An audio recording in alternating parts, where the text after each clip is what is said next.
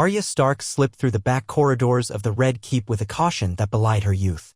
She moved in silence, her small frame draped in the rough-spun clothes Yoren had forced upon her to keep her hidden.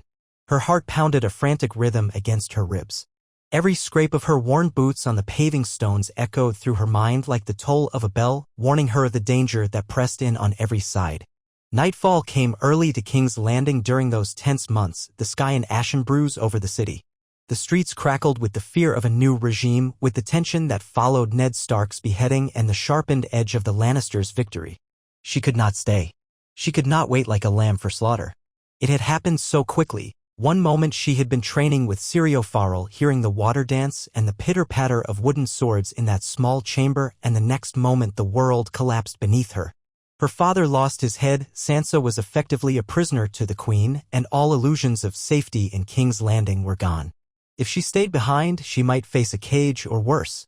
The Lannisters would not waste time figuring out whether a Stark daughter might be used to advantage. She had no illusions about her own fate. And so she ran. In the hush of night, guided by only a sliver of moonlight, Arya edged her way toward the hidden wharfs along the Blackwater. She recalled Yoren's plan in scattered fragments. The wandering brother of the Night's Watch would disguise her as a boy, pass her off among recruits heading north, and thus send her safely to Winterfell, or so the plan went. But Arya Stark did not want to hide, not anymore. Some part of her cried out for vengeance, for the steel of needle in her hand, for the chance to make the Lannisters pay. She did not want to slink away like a beaten dog. And above all, she wanted to find Robb, the lone hope that remained to her. Robb was calling his banners, raising a northern host to contest the Iron Throne's betrayal. Her heart ached with the thought of him. She had heard whispers that Robb Stark marched south to the Riverlands, forging alliances with the Tullys and preparing to meet the Lannisters in open warfare. If Robb was fighting, Arya reasoned, then she would fight beside him. Even if she was only a little girl in the eyes of the world, she was a wolf at heart. Perhaps she could slip out of King's Landing before dawn, find passage to the Riverlands, and present herself in his camp. She knew how to make herself small and quiet. Even now, with the city on the lookout for any sign of the missing Stark girl, Arya felt she could outmaneuver these city guards.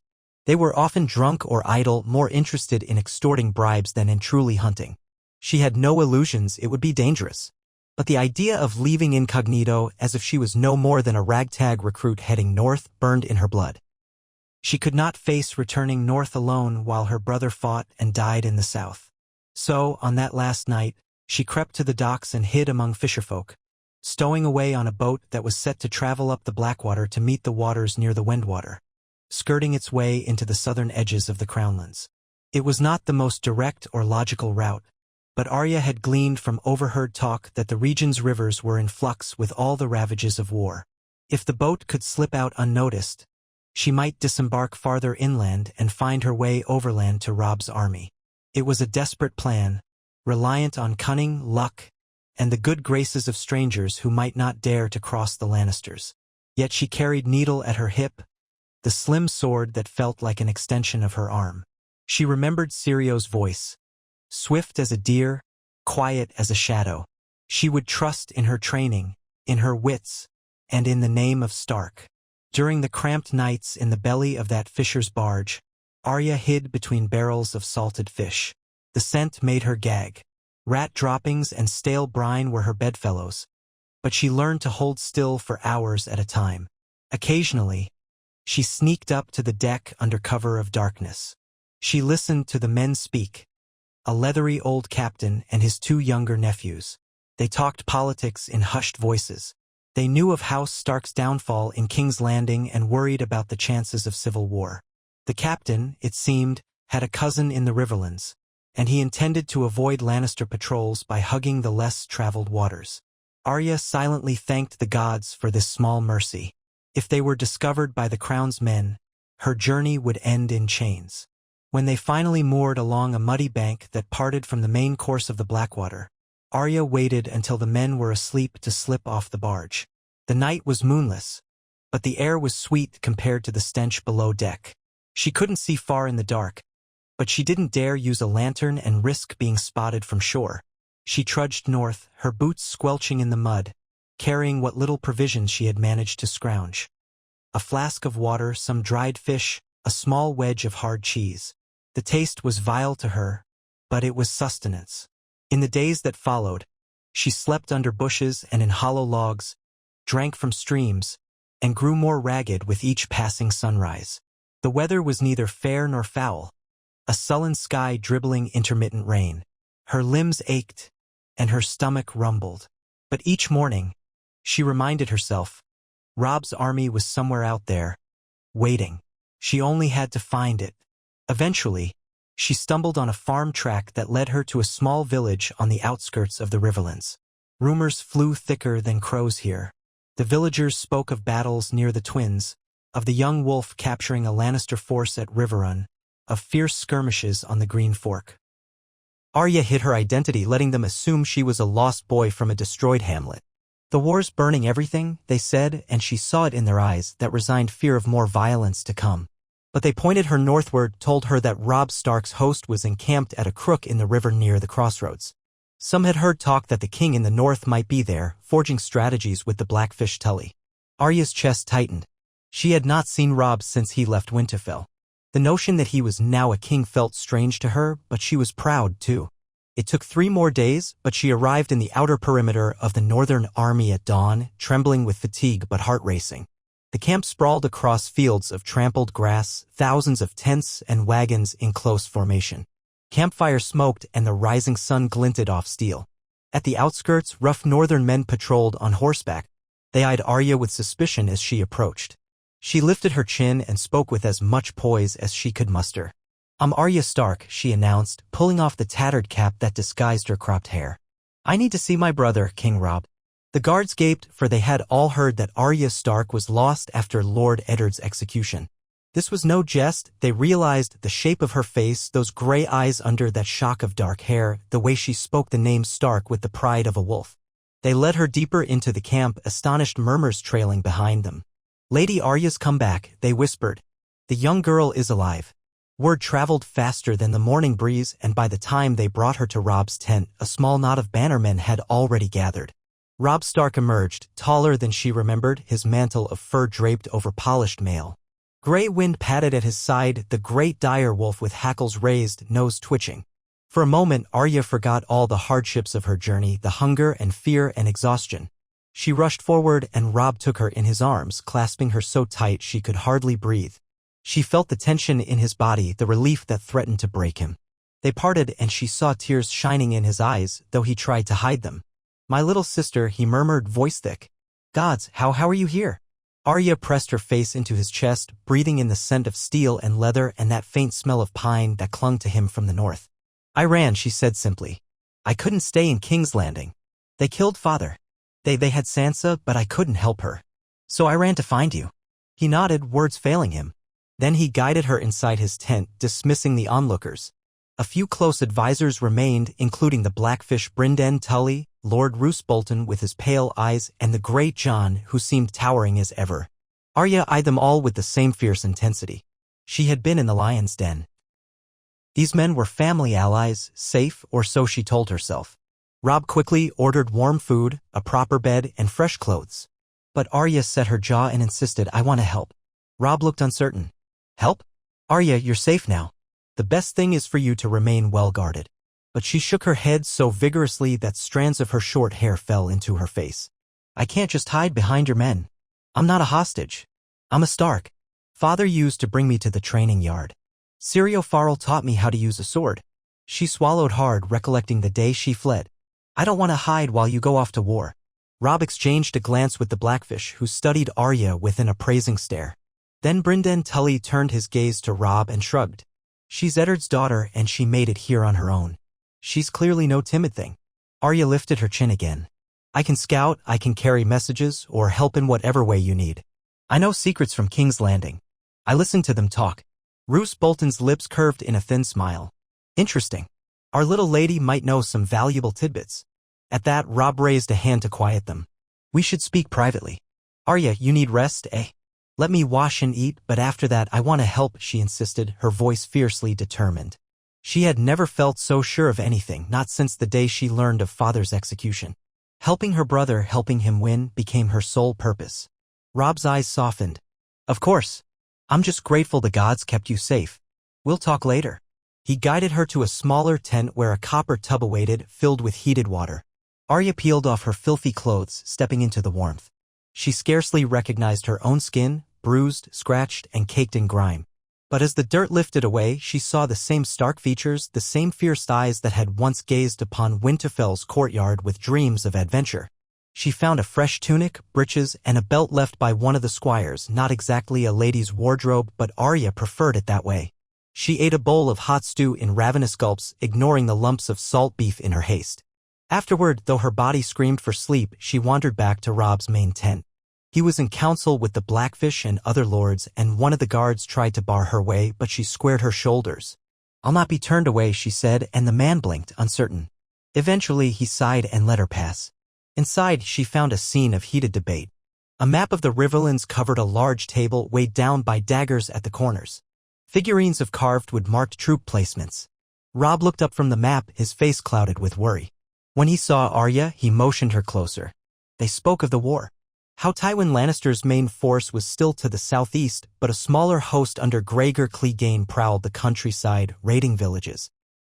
The Riverlords were scattered, many pinned down or defending their own holdings. Meanwhile, Lord Roose Bolton suggested a bold move, turning westward to threaten Lannisport, forcing Tywin to draw back. But that would risk leaving Riverrun vulnerable. The Blackfish favored consolidating near Riverrun to ensure the seat of House Tully remained secure. The Greyjohn roared for more direct confrontation, "Send me, my king, and I'll tear through the Lannisters." Others advised caution. Arya listened carefully, trying to imagine the shape of each location in her mind, the distribution of forces. She remembered scraps of conversation she'd overheard in the Red Keep. The Lannisters had supply lines through certain roads. She recalled a certain supply route that Ser Kevin Lannister discussed with a gold-cloaked captain. She remembered mention of a crossing near a large stone bridge, lightly guarded because they did not expect the northern host to be so far south. Some small detail about shipments of grain and arms. She cleared her throat. At first, no one noticed, but then Brynden Tully nodded for her to speak. She relayed what she knew, stumbling a bit as she explained the route, the crossing, the conversation about these wagon trains that would travel under minimal guard.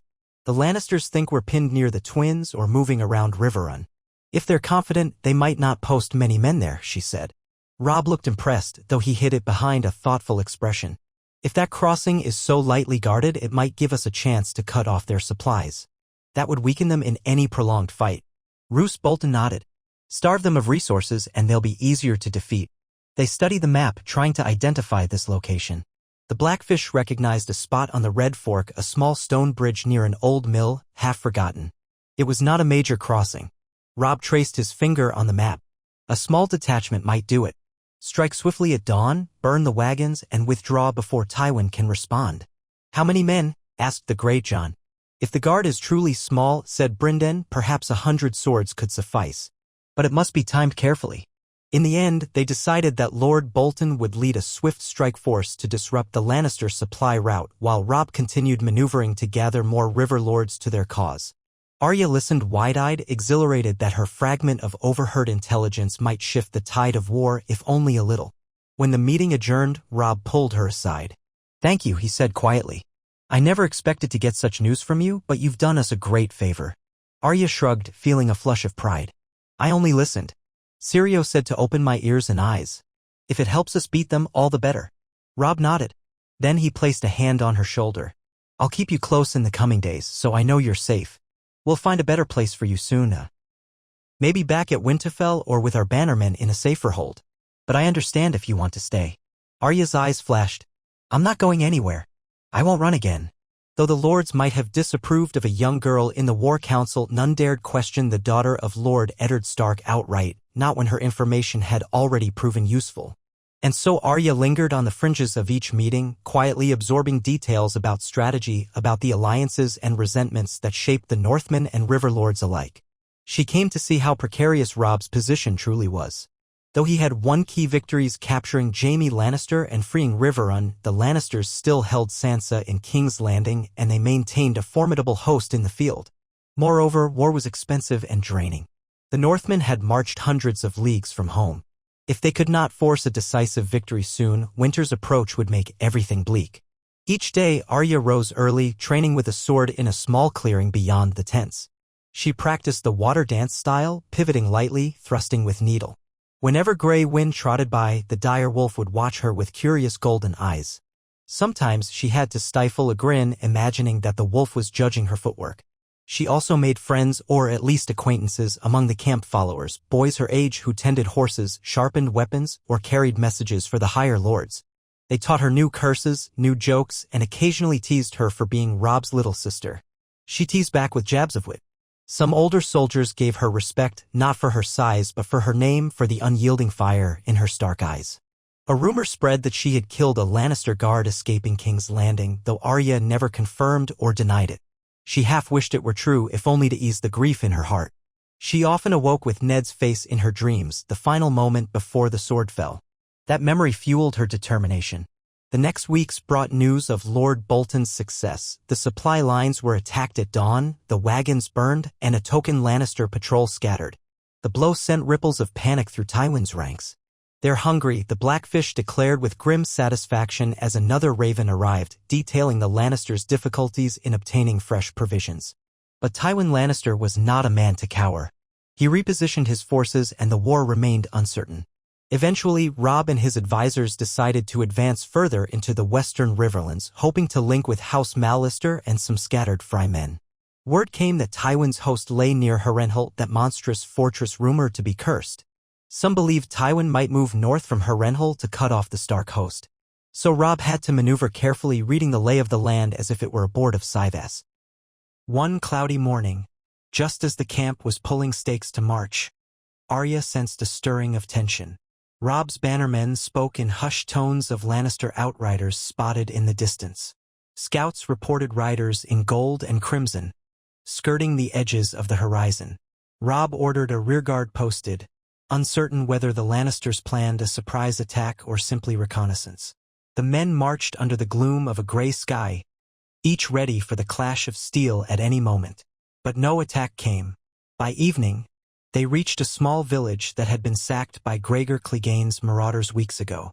Only a handful of huts still stood. Robb ordered the men to make camp outside the charred remains. They posted doubled sentries. That night, as Arya wandered among the tents, she overheard a conversation between two outriders who had just returned from patrol. "There's movement to the east," one said. "We spied a Lannister column crossing a shallow ford, maybe 200 men. They looked to be searching for something." The other shrugged. "Probably us. Or maybe some poor farmers to pillage. Bastards." Arya's pulse quickened. 200 men was not a small party. She glanced around, hoping to spot someone to alert. Sure enough, Robb was already conferring with a cluster of his captains. She approached and caught mention of a plan. They would send a quick reaction force to harass the Lannister column before it could unite with any larger army. The Blackfish was set to lead, but Robb would remain behind to guard the main body of troops and maintain the route west. Arya's mind raced. She had gleaned from the outriders that the ground near that shallow ford was forested, with thick undergrowth and a winding path. That could be used to an advantage. She swallowed hard, unsure if she dared to speak up in front of so many highborn lords. But she was a Stark and she had sworn to help. So she did. She cleared her throat. "Lord Blackfish, if you know the land has thick forest, maybe you can set an ambush. Hide men in the underbrush. Let the Lannisters think it's only a small force, then strike when they're in the narrowest part of the path." One of the lords, Ser Flementbrax, narrowed his eyes at her. "And who are you to speak of ambush tactics?" Arya's cheeks burned with indignation, but Brynden Tully raised a hand. "I've studied that ground. It is indeed narrow. A small force could sow chaos." He glanced at Arya. "Our young lady here has a keen mind." Even Robb looked surprised by her boldness, but he nodded agreement. "Let's give the Blackfish 100 horse and 200 archers. Strike at first light. If they're only 200 men, you can drive them off before they realize the size of your force. Then withdraw." Thus, they settled the matter. Arya watched from the sidelines as the Blackfish rode out under the moonlit sky, leading his men with quiet efficiency. She returned to her tent, though it took long to fall asleep. She tossed and turned, half wishing she could ride with the Blackfish, half knowing she needed to remain near Robb. At dawn, she was up before the first bugle, pacing anxiously. But it was mid-morning by the time the Blackfish returned, a triumphant glint in his eye and a handful of Lannister captives in tow. The ambush worked, he told Robb. We scattered them, took 24 captives, and lost fewer than 10 men. The rest fled south. Arya's heart soared at the victory, small though it was. But war was rarely so simple. By evening, a raven arrived with dire news. Tywin Lannister's main host had abandoned Harrenhal and was on the march. Worse yet, newly arrived intelligence suggested that Tywin might be heading to the west as well, aiming to cut off the Northmen before they could retreat or gather more allies. The delicate dance of armies continued. And so days and weeks passed, a tangle of maneuvers and skirmishes, ravens with hurried messages, camps pitched and struck down at a moment's notice. The hours blended into one another. Arya lost count of the times she woke with adrenaline surging in her veins, expecting a Lannister assault at dawn, only to find that the enemy had shifted course. She spent her days learning from Robb's captains, gleaning more about field tactics than she ever thought possible. She listened to their war stories, took note of their mistakes and their cunning. And sometimes when she offered a suggestion gleaned from her own experience of stealth and cunning, they listened. She watched as well the men who fought for Robb. She learned the shapes of their fears, the loyalty that burned in their hearts. They sang northern songs around the fires at night, calling him the young wolf, hailing him as king in the north. Yet behind the bravado there was a longing for home. Arya felt it too, especially when the nights turned cold. She missed Winterfell, the hot springs, the hearth in the great hall, the sound of wind in the godwood. But she pressed on. Robb needed her, even if only in small ways. And she was determined to be useful. One day, as the host traveled along a winding river road, a scout galloped in, panting, to report a significant Lannister force less than a league away. The terrain was hilly, dotted with boulders and stands of oak and beech. Robb had only half his host present, the other half was under Roose Bolton's command, striking deeper into the west. If Tywin approached with full strength, the northern force could be enveloped. The Blackfish urged Robb to withdraw quickly and regroup with Bolton. The Great John wanted to stand and fight. The ranks seethed with anxiety, men bracing for the horns of battle. Arya lingered at the edge of Robb's war table, an old crate hastily covered in maps. We can't outrun Tywin on open ground if he's so close, she said, remembering the lessons of Harrenhal's watchers. But maybe we can choose our field. She studied the map with them, noting that to the west lay a steep ridgeline funneling down into a valley. If the Lannisters were forced to approach through that valley, it would neutralize their superior numbers. Robb's captains debated the merits. But if they circle around, we're trapped against the ridge, said Lord Serwyn. That might not happen if we move quickly, argued another. Robb tapped the table, his face tense. We either fight on ground of our choosing, or we risk them catching us in disarray on this open road. The Blackfish agreed. Let us claim the high ground near the ridge. We'll form a line of pikemen along the slope, archers behind. If Tywin wants a fight, let him try to climb uphill against us. So they marched through the midday heat, exhaustion dragging at their feet, but purpose giving them speed. They set a defensive position along the ridge, the men quickly preparing small trenches, sharpened stakes, piling rocks for a makeshift barricade. Every able body pitched in, even Arya helped carry water and pass along messages. By nightfall, they waited in tense silence. Scouts reported the Lannisters approaching from the east, some 4,000 or 5,000 strong. Robb had nearly 3,000 with him, too few for a pitched battle on open ground, but possibly enough on the ridge. The next morning dawned in a swirl of gray mist. Arya stood behind the main line, heart hammering. She wasn't at the front, but she could see the banners below, golden lions on crimson fields, shimmering in the hazy light. The Lannisters advanced at a measured pace, cavalry on the flanks, infantry in the center. Trumpets sounded, and the ground rumbled with the march of boots and hoofs. Robb paced among his men, encouraging them, gray wind at his side. The direwolf's low growl carried through the morning air. When the Lannisters drew close enough, Robb's archers loosed a volley of arrows that hissed through the mist, followed by another and another. The enemy's vanguard hesitated, seeing the sharpened stakes and the precarious slope. They pressed forward cautiously, their own archers returning fire. Arya heard the twang of bowstrings and the thud of arrows in the earth. Men cried out. She crouched low, adrenaline surging. The first clash of steel came when a band of Lannister swordsmen tried to scramble up the slope, only to be met by northern spears. The Great John let out a roar, plunging into the fray, and the hillside erupted in chaos. For a time, it seemed the slope and the stakes would hold them at bay, but the Lannisters brought forward heavier infantry with tall shields, forming a slow-moving shield wall. Under cover of those shields, they advanced step by step, pushing aside the stakes. Robb ordered the reserves forward. The hillside became a churning mass of men locked in brutal combat. Arya's chest tightened as she watched from behind a line of archers. Her thoughts raced. If the Lannisters broke through, the northern line could collapse. She noticed a swath of Lannister cavalry moving around the far right flank, trying to find a gap in the ridge to ride up and strike from the side. The Blackfish saw it too, cursing under his breath. "We've not enough men on that flank," he muttered. "They'll be on us in minutes if they manage to circle."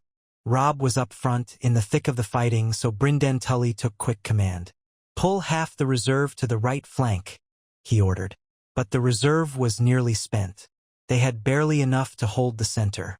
Arya glanced around, noticing a rock-strewn path that led down the backside of the ridge, hidden from view by thick brush. A small group might slip down that path unnoticed, circle around the Lannister cavalry, and harass them from behind or disrupt their formation. She recalled her own experiences sneaking through forests, outflanking foes. In that moment of desperation, she grabbed a passing subcommander's arm. "There's a path behind the ridge. If we send archers that way, they can rain arrows on the cavalry from behind." The man looked at her, startled, then peered to where she pointed. "You want us to?"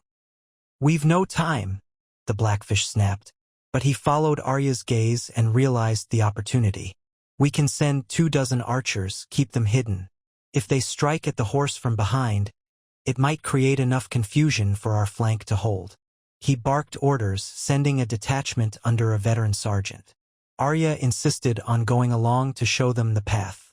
Perhaps in the heat of battle, no one had the time to argue.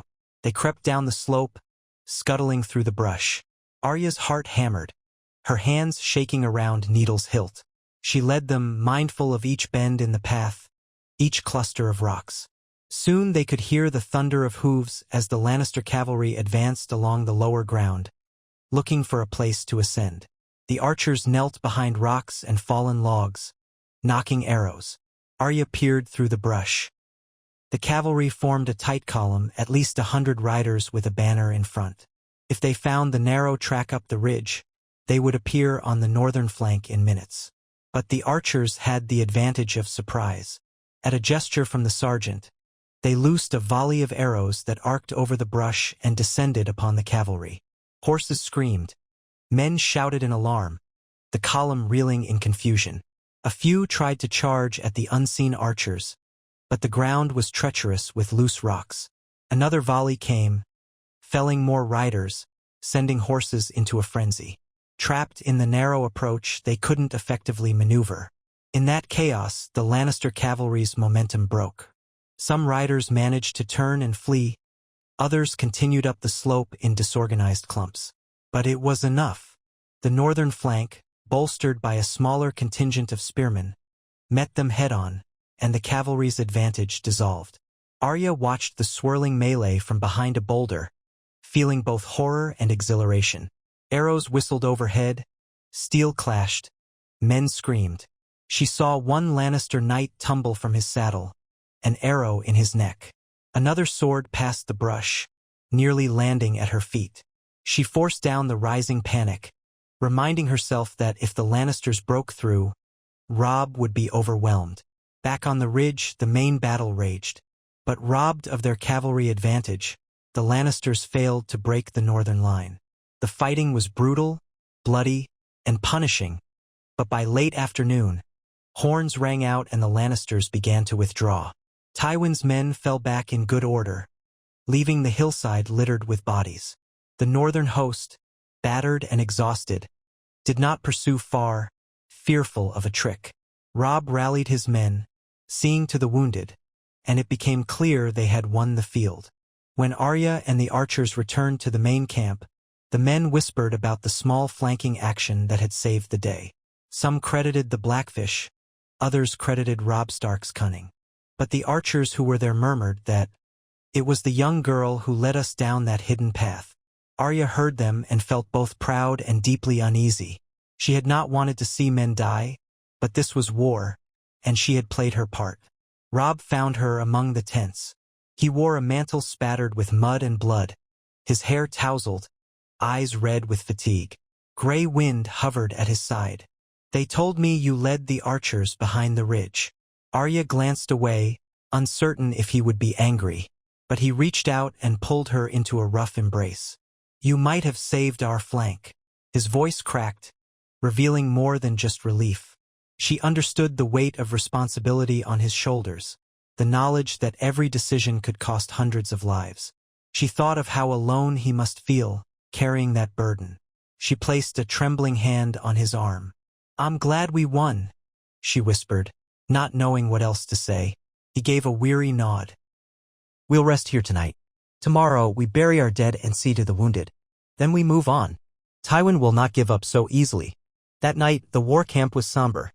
Small fires burned and the moans of the wounded carried on the breeze. Men talked in low voices of the day's battle, of fallen friends, of how close the fight had been. Arya couldn't eat more than a few mouthfuls. She felt hollow, drained. She wandered the perimeter, listening to the night insects and wondering if Sansa heard of these battles in King's Landing or if she even understood that Arya was trying to help. Guilt coiled in her gut. She wanted to save Sansa too, but how? She was a world away and the Lannisters had her pinned. Arya clenched her fists around Needles Hill. One day she vowed, "We'll free her." The war councils continued. Robb sent out ravens to coordinate with Roose Bolton, who had managed to capture a small Lannister outpost near the Golden Tooth. If they could combine forces, they might press westward, perhaps threaten Casterly Rock itself. But winter was creeping closer, and the cost of each march weighed heavy. Their supply lines stretched thin. The men were growing ragged, though their spirits were buoyed by each victory. Arya's place in the council, once an oddity, was becoming accepted. The Blackfish even asked for her thoughts on infiltration tactics. She dared to suggest more small unit raids like Bolton's earlier strike to sow confusion. Each time, Robb listened. She could see the toll war took on her brother, the nights when he scarcely slept, the conflict in his eyes. But he had grown into a leader. The men followed him with devotion, calling him king in the north. Still, she glimpsed the boy who had once laughed with her in Winterfell's yard, tossing snowballs and wrestling in the frost. One early morning, as the sun painted the sky in pale gold, a raven arrived from Riverrun. Catelyn Stark had returned there, bearing grave news and a plea for peace from the south. She wrote that Renly Baratheon was dead and Stannis was gathering forces near Dragonstone. The realm was in chaos, the Ironborn stirring on the western coasts and King's Landing bracing for siege. The letter urged Robb to consider alliances. Arya read it after Robb, noticing their mother's careful script. The words weighed on them both. If the realm fractured further, the north might be left vulnerable to the Ironborn. Yet how could they negotiate a truce when the Lannisters still held Sansa and had slaughtered their father? "Mother wants me to treat with the Freys, perhaps to win their crossing or even their swords," Robb murmured. He dreaded dealing again with Walder Frey, that crotchety old lord who demanded steep bargains. Still, it might be necessary. Robb decided to split the host, sending part with Bolton to maintain pressure in the west while he traveled to Riverrun with the remainder to meet with his mother and consider next steps. Brynden Tully concurred. The Blackfish would remain in the field, coordinating with Bolton. And so the army divided, each portion burdened with its own hopes and fears. Arya traveled with Robb, riding a sturdy northern Garren. She had grown more comfortable in a saddle, though her backside still ached after long days. The roads were choked with refugees, small folk fleeing the war, pulling carts of meager possessions. Sometimes they recognized the Stark banners and fell to their knees, begging for protection. It was a grim procession. Robb ordered his men to share spare provisions when possible, but they had little enough for themselves. Some refugees traveled with the host for a while, hoping for safety in numbers. Arya rode past them, feeling helpless. She offered what comfort she could, a whispered reassurance, a crust of bread, but it never felt like enough. When they reached Riverrun, the ancestral seat of House Tully, the red and blue banners flew half-mast in mourning for the ravages of war. The castle's gates opened wide to welcome King Robb and his retinue. The castle courtyard bustled with activity. Knights stabling their horses, servants unloading wagons. Catelyn Stark stood at the entrance to the keep, her face lined with worry. She rushed forward and embraced Robb, then turned to Arya, tears in her eyes. "My sweet girl, you're alive." She clasped Arya's face between her hands, voice trembling. I had only rumors. I prayed to the gods. Thank them for bringing you home. Arya swallowed. She felt a surge of relief at seeing her mother again, but also a pang of guilt that she had not found a way to rescue Sansa. I missed you, she whispered, letting her mother gather her close. They retreated into Riverrun's great hall, where lords and courtiers gathered. Edmure Tully, Arya's uncle, greeted them with a weary smile. We hear you gave Tywin a bloody nose near that ridge, he said to Robb. The Riverlands thank you, my king. Robb forced a small grin, but Arya saw the exhaustion behind it. We'll need more than that if we're to break the Lannisters for good. Have you any fresh word from the south, uncle? Edmure sighed. King's Landing is rife with rumors. Stannis Baratheon gathers ships at Dragonstone. Joffrey sits the Iron Throne, but half the realm hates him. There's talk of the Tyrells throwing their weight behind the Lannisters after Renly's death. Caitlyn's expression was grim. The Tyrells hold great power in the Reach. If they've allied with the Lannisters, King's Landing might remain well-provisioned and heavily defended. An assault on the city would be costly. Robb nodded, brow furrowed. But if Stannis attacks them from the sea, perhaps that draws their focus. We might, Caitlyn sighed, placing a hand on his arm. We might do many things, but we must also think of the north. And of your sisters. She cast a glance at Arya, sadness in her eyes. We have lost too much already. Let us see if there is a path that spares more bloodshed. Arya felt a swell of frustration. She wanted the Lannisters broken, but she also wanted Sansa safe. She understood that a diplomatic option might be best, but it angered her that after all the Lannisters had done, they might get away with it. She listened as Caitlyn explained that Walder Frey was sending emissaries again, pushing for certain concessions if he was to ally with Robb wholeheartedly, likely marriage pacts or promises of titles. Arya sneered at the notion of further entanglement with that old weasel. But Robb simply said, we'll consider it, in a hollow voice.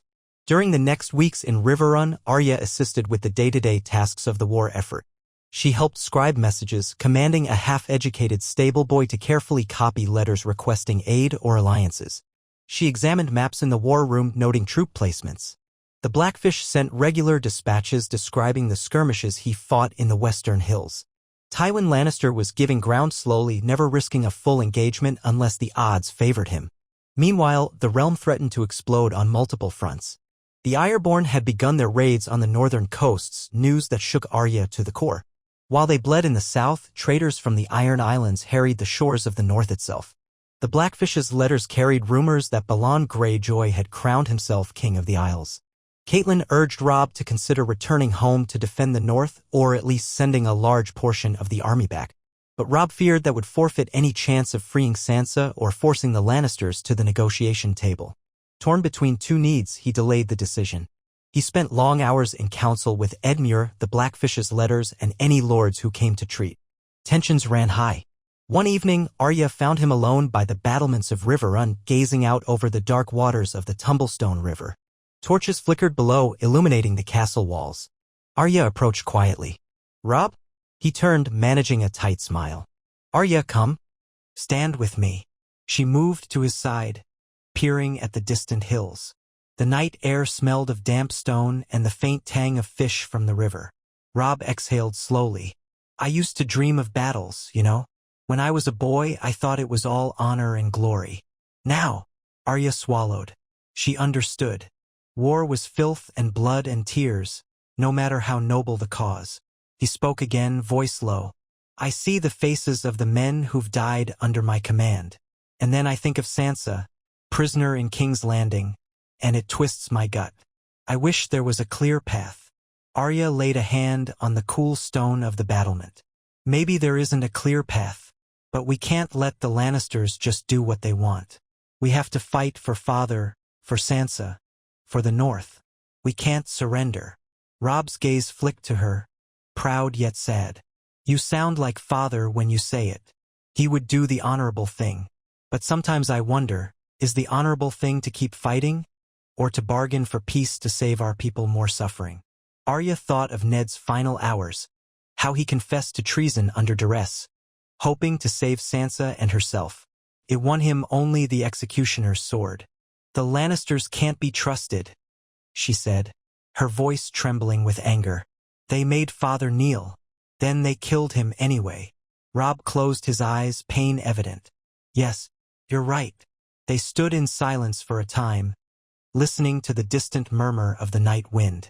Arya thought of how life would be if they simply pulled back, if Sansa remained a hostage, if Father's murder went unanswered. She pictured the stern face of Eddard Stark, his sense of duty. No, she couldn't abide that. In the days that followed, fresh tidings stirred the pot of war yet again. Roose Bolton sent word that a Lannister relief force was approaching from the south, commanded by some of Tywin's bannermen. Bolton intended to intercept them, but he requested Robb's presence. This might be a chance to deal a decisive blow. If they could defeat that relief force before it joined Tywin, they might push the Lannisters fully from the Riverlands. Robb saw an opportunity and prepared to move. He planned to leave Riverrun under Edmure's defense while he marched out to meet Bolton. The Blackfish would also converge from the western hills. Cailin warned caution, but Robb insisted. He believed a decisive victory could break Tywin's power in the region and force the Lannisters to negotiate. Arya volunteered to ride with him, determined not to be left behind. Cailin tried to object, but Robb promised to keep Arya safe near the rear lines. Reluctantly, Lady Cailin relented, perhaps knowing that the last thing they should do is stifle Arya after all she had survived. So the host moved out again, banners snapping in the wind. The roads were muddy from autumn rains, slowing their progress. Supply wagons lagged behind, and morale wavered, but they pressed on. They rendezvoused with Bolton's forces near a half-ruined town in the western Riverlands. The Blackfish arrived a day later, his men weary from constant skirmishing with Lannister outriders. Finally, they had nearly 8,000 men in one place, a formidable host. Scouts reported the Lannister relief force to be close to 5,000. Tywin's main army was further east, still reeling from the blow near the ridge. If Robb could crush this incoming force, Tywin would be severely weakened. Bolton suggested a night attack, employing his men from the Dreadfort known for their cunning and ruthlessness. The Blackfish wanted a more straightforward engagement, but Robb saw merit in surprise. Over the war table they debated the plan. Arya stayed silent at first, but her attention was drawn to the topography of the region. Hills, farmland, and a narrow stretch of river that the Lannisters would have to cross. She recalled how effectively an ambush had worked before. If they could strike as the Lannisters were fording the river at night, the confusion might overwhelm them. But it was Bolton who proposed the final shape of the plan. "We hide half our force behind those hills. Let the Lannisters believe they face only a small screening party across the river. They'll advance, attempt to cross, and at the signal, our hidden troops sweep in from both flanks." Robb agreed. The Blackfish would command one flank, Bolton the other. Robb himself would remain with the center, coordinating. The Greatjon claimed the vanguard, eager for a fight. Arya found a spot near Robb's command tent, quietly fending off the anxious knots in her stomach. For all the talk of cunning, she remembered how quickly battles descended into chaos. That evening, the Northern Army arrayed itself under cover of twilight. Torches were extinguished, voices hushed. Men crept into positions. Arya stayed near the rear guard with Robb's personal detail. The moon was half full, silvering the hills and the slow-moving waters of the river. The wind carried a faint chill. She felt Needle's familiar weight at her side, her heart thumping as if trying to escape her chest. She was not on the front lines, but she could still feel the tension crackling. Close to midnight, horns sounded softly in the distance. The Lannisters had arrived on the far side of the river, tired from a hard march, no doubt eager to link with Tywin. They spotted a small contingent of Stark men deployed across the bank, the bait in Robb's trap. The Lannisters, thinking they outnumbered this screening force, waded into the dark waters of the ford. Then, at Robb's signal, the Blackfish's trumpets blared from the hills to the west, Bolton's from the east. The hidden lines of northern soldiers swept out, collapsing upon the crossing. Battle erupted in a roar of steel and shouted commands. Arrows flew from both banks. Horses screamed. Men crashed into each other with savage fury. The Lannisters scrambled to form lines in the shallow water, but confusion reigned as some had already begun fording. The northern men, well-rested and disciplined, smashed into their flanks. It seemed for a moment that it would be a rout, but the Lannister officers rallied, forming a defensive ring. They had crossbowmen on the far bank who shot volley after volley into the swirling melee. Some northern ranks faltered under the withering fire. Robb spurred his horse forward, urging reserves into the fight, calling for archers to counter the Lannister crossbows. Arya stayed behind with a small guard, anxiety clawing at her insides. She thought of the vantage points. If she could see better, maybe she could spot the crossbowman's position. She edged her horse up a small rise near the command post, ignoring a guard's admonition to stay back. From that vantage, she saw a cluster of torches to the south, likely the Lannister crossbow line. She also spotted a thick stand of trees behind them and a small path leading around the flank. Impulsively, she turned to the guard next to her, a lanky youth named Jory Rivers, and said if we had archers in those trees, we could fire into their flank. The guard seemed uncertain. "We're to remain here," he said. But Arya's mind was racing. She spotted a squad of northern archers nearby, waiting for orders. Perhaps they had been held in reserve. If they sneaked through the trees, they could enfilade the Lannister crossbowmen. The guard hesitated but then recognized the possibility. "We should tell the king," he said. Arya shook her head. "He's busy at the front. There's no time. We have to act now. Let's just do it." She urged her horse forward, beckoning the squad of archers. "Come with me quickly." Surprised, they looked to Jory Rivers, who gave a reluctant nod. "We'll try." They cantered around the back of the ridge, following a narrow track that skirted the battlefield. The sound of the clash rose and fell, a chaotic symphony of violence. As they neared the stand of trees, they dismounted, leading their horses quietly, trying not to draw attention from the Lannisters. Once in the cover of the tree line, the archers spread out, knocking arrows. Arya stood behind a thick trunk, peering out. She could see the line of Lannister crossbowmen below, reloading and firing at the northern assault on the river. They had no idea that an archer squad crept behind them. At the sergeant's whispered command, the northern archers drew and loosed in one swift motion. Arrows rained down on the unsuspecting crossbowmen, cutting them down by the dozen. They panicked, some returning fire blindly, others dropping to the mud. Another volley came. The crossbow line collapsed, men fleeing, supplies abandoned. Without their covering fire, the Lannisters in the river were exposed. The northern soldiers pressed the advantage, forging deeper into the fray. Arya felt a surge of fierce triumph, though her hands trembled at the sight of men falling. She told herself it was necessary. She recalled her father's words, "War is cruelty, and if it must be fought, best to fight to win." With the crossbows silenced, the Lannister formation in the ford began to buckle. Soon, horns blared again, the signal for retreat. The Lannisters fled back across the river, leaving bodies in the shallows. The northern host chased them a short distance before recalling Robb's orders not to overextend. By the small hours before dawn, the sounds of battle faded, replaced by the groans of the wounded. Arya emerged from the trees, her boots squelching in muddy ground. The archers gathered, some battered, some exhilarated. One patted her on the shoulder. "That was quick thinking, my lady," he said, voice ragged. Arya nodded numbly. So many men lay dead or dying, but they had won a vital victory. She found Robb near the riverbank, dismounting from his lathered horse. He looked weary, an ugly gash on his left forearm. Blood splattered his armor, but he was alive, and gray wind was at his side, muzzle red. "The Lannisters are in retreat," Robb panted. "We've taken their commander prisoner, along with hundreds of their men." He spotted Arya, relief flooding his eyes. "Where were you?" She stiffened, ready for a scolding. I led some archers around to flank the crossbowmen. It helped, I think." Robb stared, then shook his head in disbelief. "Gods, Arya," he exhaled, a half-laugh, half-sob. "You're insane." But he pulled her into a quick, fierce hug, ignoring the blood and grime on both of them. "It worked. You're safe. That's what matters." They returned to camp, where the mood was both triumphant and grim. Men cheered the victory, but the stench of death hung in the air.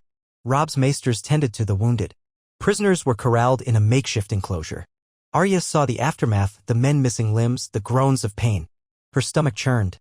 She fled behind a tent and vomited. War was not a game, not a glorious dance of swords. It was blood, fear, and heartbreak. Yet this was the path they had chosen to stand against the Lannisters. She tried to steady herself, recalling father's face, Sansa's captivity, the unspeakable injustice that had befallen House Stark. If they gave up, those injustices would multiply. In the following days, the news spread King Robb had smashed the Lannister relief force, capturing their commander, a lesser cousin of Tywin's, along with dozens of knights. Tywin's remaining forces pulled back from the western Riverlands, ceding ground. The Blackfish jubilantly declared that Tywin must now regroup or risk another defeat. Ravens flew out bearing the tidings. The small folk in the region welcomed Robb's men, though wariness lingered. Towns reopened gates that had been barred in fear. The Northmen seized Lannister supply dumps and freed captive riverlords. Bolton encouraged a further push. Now is the moment to strike at Tywin before he can fortify anew, he insisted. The Grey John roared agreement, eager to keep fighting.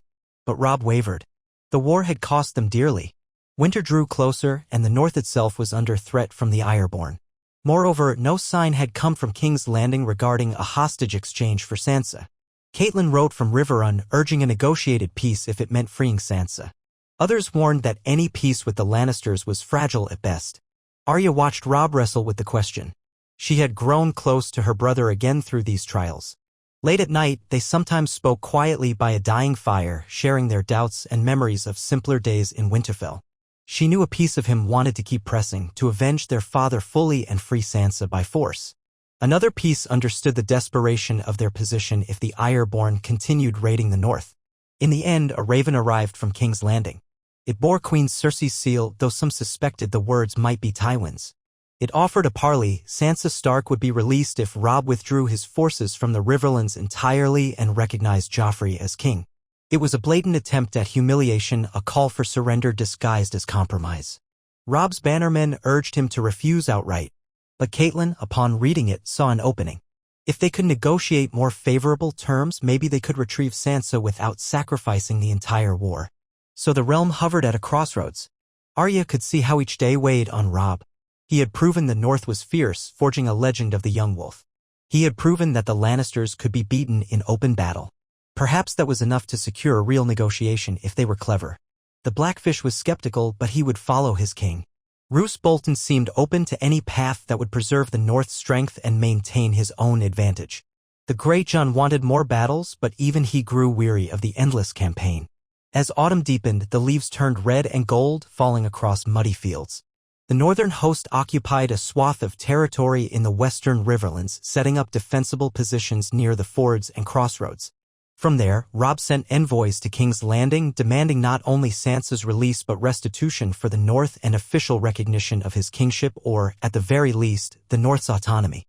Tywin's reply was slow in coming, but eventually a Lannister herald arrived under a white banner, accompanied by a small retinue. Negotiations began in a tent pitched between the armies, each side wary of treachery. Arya was not allowed inside, for it was a matter of high diplomacy. But Robb confided in her afterwards, describing how the Lannisters insisted on unconditional fealty to Joffrey. I told them that the king in the north bends the knee to no one, Robb growled. Arya grinned. That was the brother she knew. Weeks of back and forth parley followed, with no firm agreement. Meanwhile, news from the north grew dire. The Ironborn had captured Moat Cailin, sealing off the route home. The letters from Maester Luwin at Winterfell had ceased. More dread filled the hearts of the northern men. Some demanded that Robb return to free their homeland. Others insisted they should not abandon the Riverlands to Lannister revenge. Each day felt heavier than the last, as if an invisible noose tightened. Arya sensed a final confrontation looming, either a climactic battle or a reluctant truce. As the nights grew colder, she practiced her swordsmanship whenever she could, haunted by nightmares of losing the rest of her family. She felt proud that she had come this far, aided Robb's cause in her own small way, but she also longed for an end. Whatever shape it took, she craved a moment when the swords might be sheathed and she could see Sansa again, or return to Winterfell if it still stood. Then, one crisp dawn, word spread that Tywin's main force was on the move again, heading north from the Blackwater. The Watchers believed he might be returning to King's Landing to defend against the threat posed by Stannis Baratheon, but no one was certain. Some rumored that Tywin merely intended to lure Robb into a chase, then double back. War seldom provided easy answers. A single raven arrived from none other than Tyrion Lannister, the Hand of the King, addressed personally to King Robb.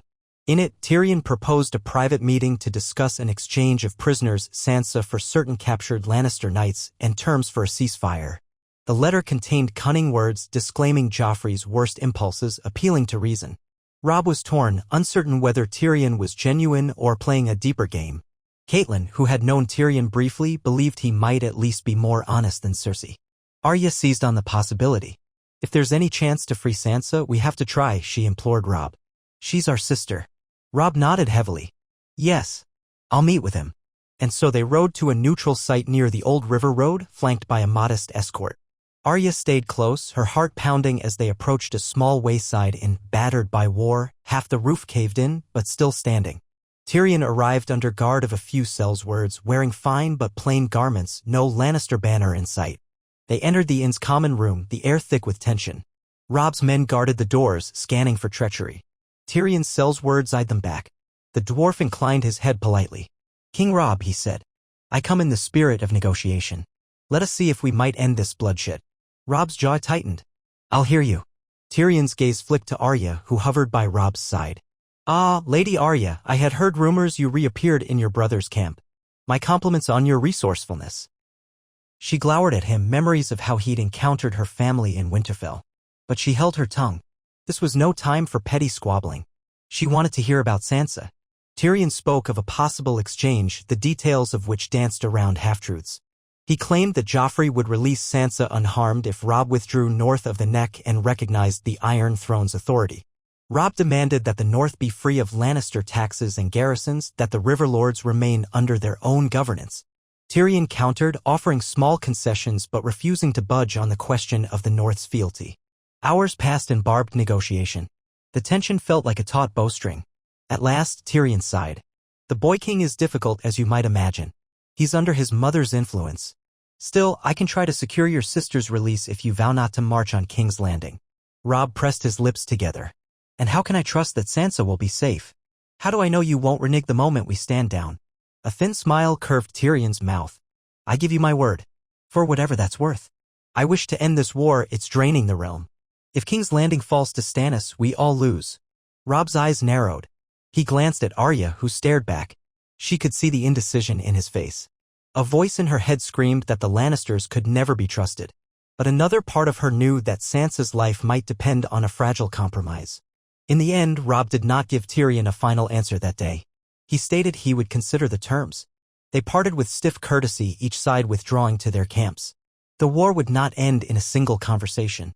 But the possibility lingered. Perhaps negotiations might bear fruit, or perhaps all would unravel yet again.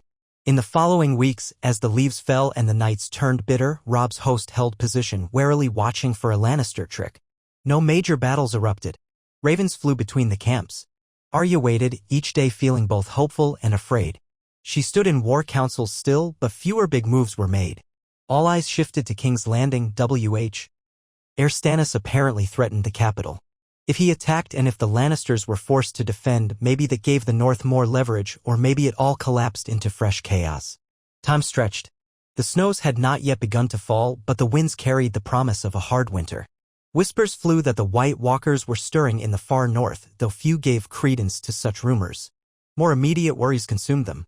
Arya spent hours pacing along the perimeter of camp, needle at her side, memory drifting to the day she escaped King's Landing, to the battles on ridges and river fords, to the lives lost so that House Stark might stand.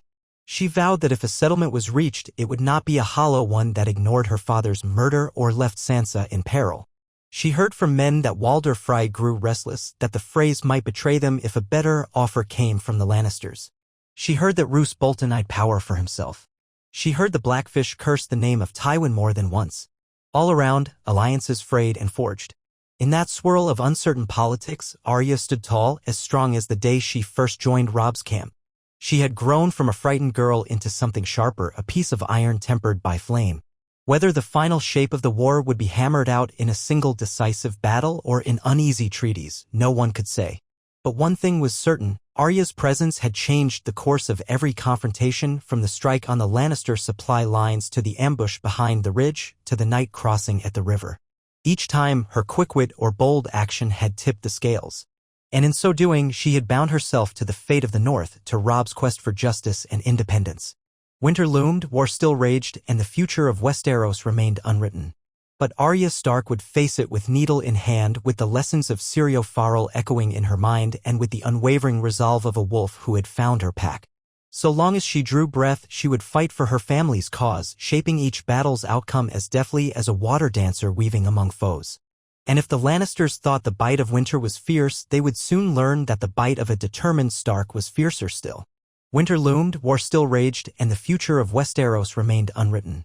Arya Stark stood at the edge of the northern camp, her breath a white plume in the crisp morning air. Overhead, the sky glowed pale blue streaked with the first hints of winter's bite. Camp stretched in every direction, punctuated by the occasional bray of a donkey or the bark of a sergeant rousing sluggish soldiers. Despite the promise of cold and the uncertainty that hung over them all, a sense of guarded optimism flickered in pockets of the host. They had, after all, pushed the Lannisters back from much of the Riverlands and seized a string of important crossings. The name of the young wolf carried weight now, sung by campfires in the lull between skirmishes. Yet Arya could feel the strain on Robb, on the men, even on the horses that carried the weight of this drawn-out campaign. The days and nights had begun to blur for her. At times, she longed to be back in Winterfell, feeding the ravens in the rookery or racing through the Godwood. But those days were gone. She was here, entrenched in the War Council, forging her own path amid talk of parley with the Lannisters, word of Stannis' threat against King's Landing, and the unending lament of ravens that brought tidings from far-flung corners of the realm. It had been 2 days since Robb met privately with Tyrion Lannister in that half-ruined inn. 2 days since the idea of an exchange, Sansa for Lannister prisoners, had danced before their eyes like a candle in the dark. Many in the northern camp distrusted Tyrion's intentions, suspecting a trap, but Arya felt torn. She recalled Tyrion's cleverness at Winterfell and the flickers of decency he had shown, fleeting though they were. Was this a genuine attempt to broker peace, or was it another Lannister ruse? Each dawn, she rose hoping for some clear sign, but none came. Instead, fresh complications brewed day by day.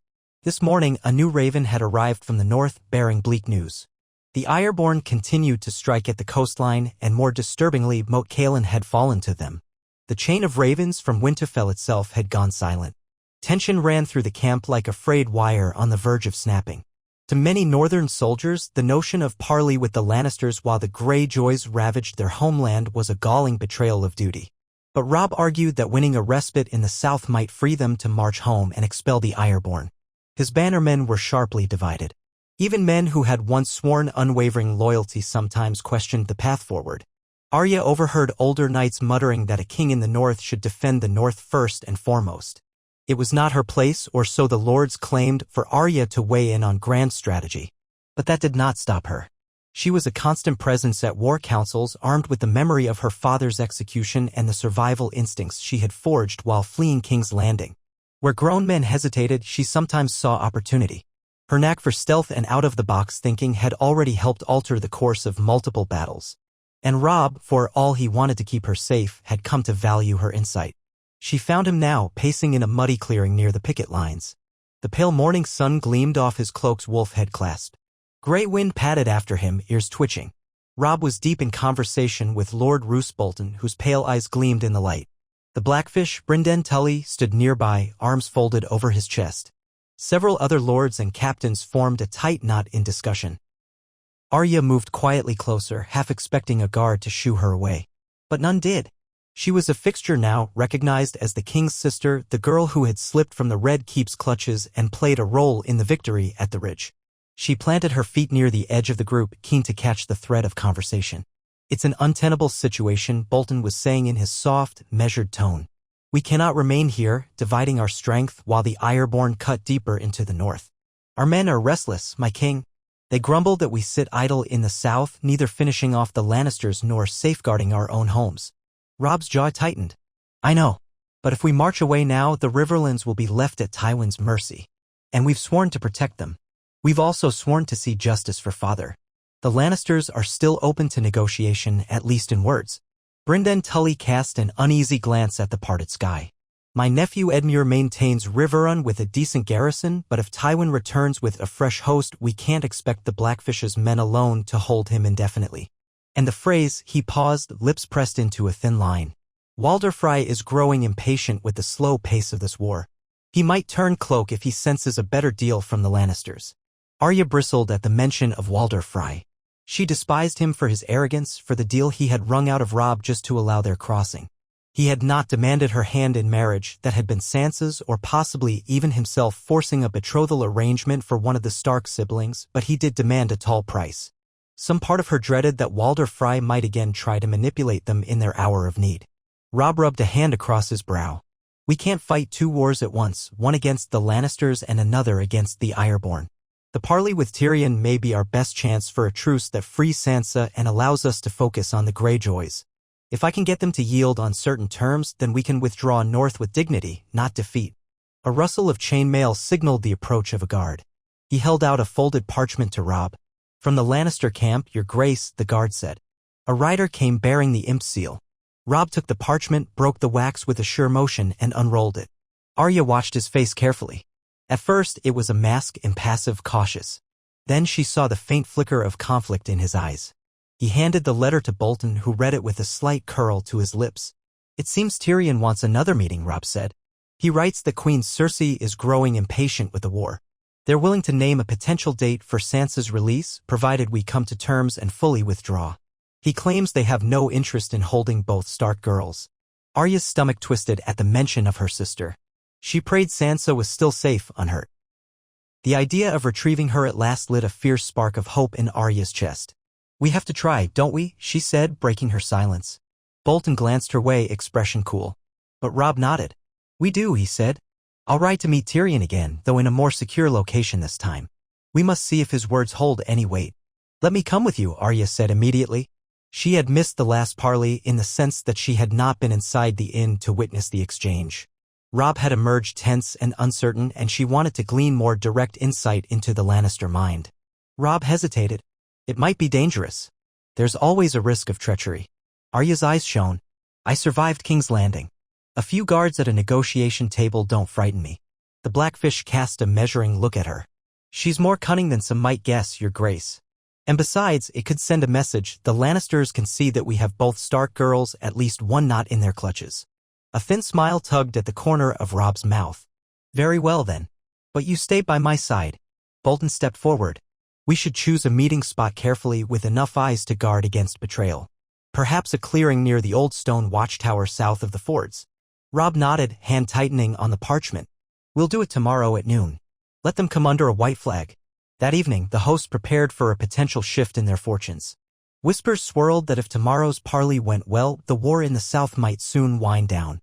Others scoffed at the idea that the Lannisters would ever yield in good faith. Soldiers polished their armor with shaky optimism or else swapped grim stories of Lannister cunning. Arya wandered the edge of the camp at twilight, uneasy. Beyond the ring of fires, darkness pooled in the hollows of the land, a reminder that they were never truly safe. Her steps led her near a makeshift corral where a group of fresh horses had been penned. She inhaled the scent of hay, hoping to steady her thoughts. She heard footsteps behind her and turned to see one of the archers she had fought alongside at the river crossing, a raw-boned man named Bren, who'd once patted her shoulder, calling her my lady in an odd voice. He gave her a respectful nod. Word is you'll be riding out with the king to treat with Lannisters. Mind yourself, milady. If you spy any hint they aim to break the truce, give a shout. I will, Arya said. How are the men taking it? Bren exhaled. We're tired. Tired of fighting so far from home, hearing that Greyjoy scum has seized our lands. Some are glad we might soon head north and pay those Iron men back for their insolence. Some are suspicious that the Lannisters intend to lull us into a false sense of security, then strike. I figure we'll see. Arya nodded. She felt the same swirl of emotions. Sleep would not come easily that night, but she forced herself to her tent eventually, curling beneath her furs and letting exhaustion claim her. She woke again and again from anxious half-dreams. She saw Sansa's face behind iron bars, saw Father's execution replayed, saw the Ironborn hoisting strange banners over Winterfell's towers. Each time, she clutched Needle close and whispered the list of names she had begun to keep in her head. Those who had wronged her, who had taken Father's life, who threatened her family. Someday she would see that justice was done. At dawn, the encampment stirred with subdued energy. Robb assembled a small escort. The Blackfish, Lord Bolton, a handful of trusted knights, and a dozen men-at-arms. Arya rode behind Robb on her sturdy Garin, disguised beneath a plain cloak that made her appear more like a squire than a highborn lady. Needle was strapped at her hip. She tried to keep her thoughts clear, to focus on the terrain and any sign of trouble. They traveled a winding route toward the watchtower that loomed on a slight rise above a broad stretch of field. It was an old structure, half collapsed at the top, but the lower floors still stood. The field around it was winter-browned grass, with a scattering of bare-limbed trees. Robb had selected this place precisely because it was open. No large clusters of woods where an ambush might hide, no thick brush to cloak hidden riders. They arrived just before midday. The crisp air smelled of frosty earth and distant smoke. Arya peered about, scanning for any sign of gold and crimson banners. Soon enough, a small knot of riders appeared on the horizon. Leading them was Tyrion Lannister on a grey palfrey, with 2 men in Lannister livery flanking him. A dozen sellswords followed, much like the first meeting, but they seemed fewer in number now. Perhaps even the Lannisters could not spare many men, with Stannis pressing on King's Landing. "Be ready," Robb murmured to his guard. Grey Wind padded close to Robb's horse, lips slightly curled as if smelling potential threat. The Blackfish gave a single nod to the archers who had taken position at a distance. Arrow knocked but bow lowered. Tyrion approached with a tight smile. He wore a heavy cloak trimmed with fur, his mismatched eyes wary. "King Robb," he called, halting at a respectful distance. "I trust the day finds you well." Robb dismounted, gesturing for his men to remain alert but not hostile. Arya slid down from her saddle, boots crunching in the stiff grass. She kept near Robb, studying Tyrion's face. He inclined his head at her. "It seems you have Lady Arya with you," Tyrion observed. "My compliments on your resourcefulness, young Stark. Perhaps you can teach our family a lesson in slipping away from trouble." Arya said nothing, unsure if it was a joke or a barb. Her mind flicked back to the times she had seen Tyrion in Winterfell. He had visited Bran after his fall, shown a streak of kindness, or what she had then perceived as kindness. Yet he was still a Lannister, bound by the same family that had murdered father. Robb's voice was curt. "We received your letter. You claim that if we withdraw our armies north, you'll release my sister. Is that all?" Tyrion spread his hands, a gesture that might have been placating. "I fear it's more complicated than that. Queen Cersei's terms are thus: your withdrawal from the Riverlands, acknowledgement of King Joffrey's rightful throne, and a promise not to ally with Stannis Baratheon. In return, Sansa will be released, given suitable escort north, and pardons granted for northern lords who took up arms, within reason." Arya's knuckles whitened around Needle's hilt. Acknowledgement of King Joffrey's rightful throne? After all they had suffered, after father's murder, the cunning cruelty in King's Landing? She glanced at Robb, seeing the anger flash in his gray eyes. "And what of the river lords?" Robb demanded. "Do you propose we abandon them to Tywin's tender mercies?" Tyrion's lips thinned. The Queen Regent would be amenable to certain leniencies for Lord Tully and his kin, provided they cease aggression. But ultimately, the Riverlands are sworn to the Iron Throne, and if the Tullys persist in rebellion, the crown will defend its rights. Robb's laugh was humorless. "So your offer is basically total submission, with the faint chance my sister returns home safely. That, or watch the crown punish the Riverlands further." Tyrion's face pinched. He glanced away, as if pained by the truth of Robb's summary. "That is my family's stance, yes. But I am here to offer something more flexible if we can find it. I suspect my father is exhausted by the prospect of fighting your men on 2 fronts. If you depart the Riverlands entirely, cross the neck, and do not re-emerge, perhaps more generous terms could be arranged. Sansa would be returned with a proper escort, and King's Landing would refrain from further incursion north, leaving you to deal with the Greyjoys as you see fit." Roose Bolton, standing at Robb's side, said in his mild voice, "So we're to relinquish all claims in the south and rely upon your goodwill not to march on us later? This is an old tale, Lord Tyrion. Why should we trust you?" Tyrion pressed his lips together.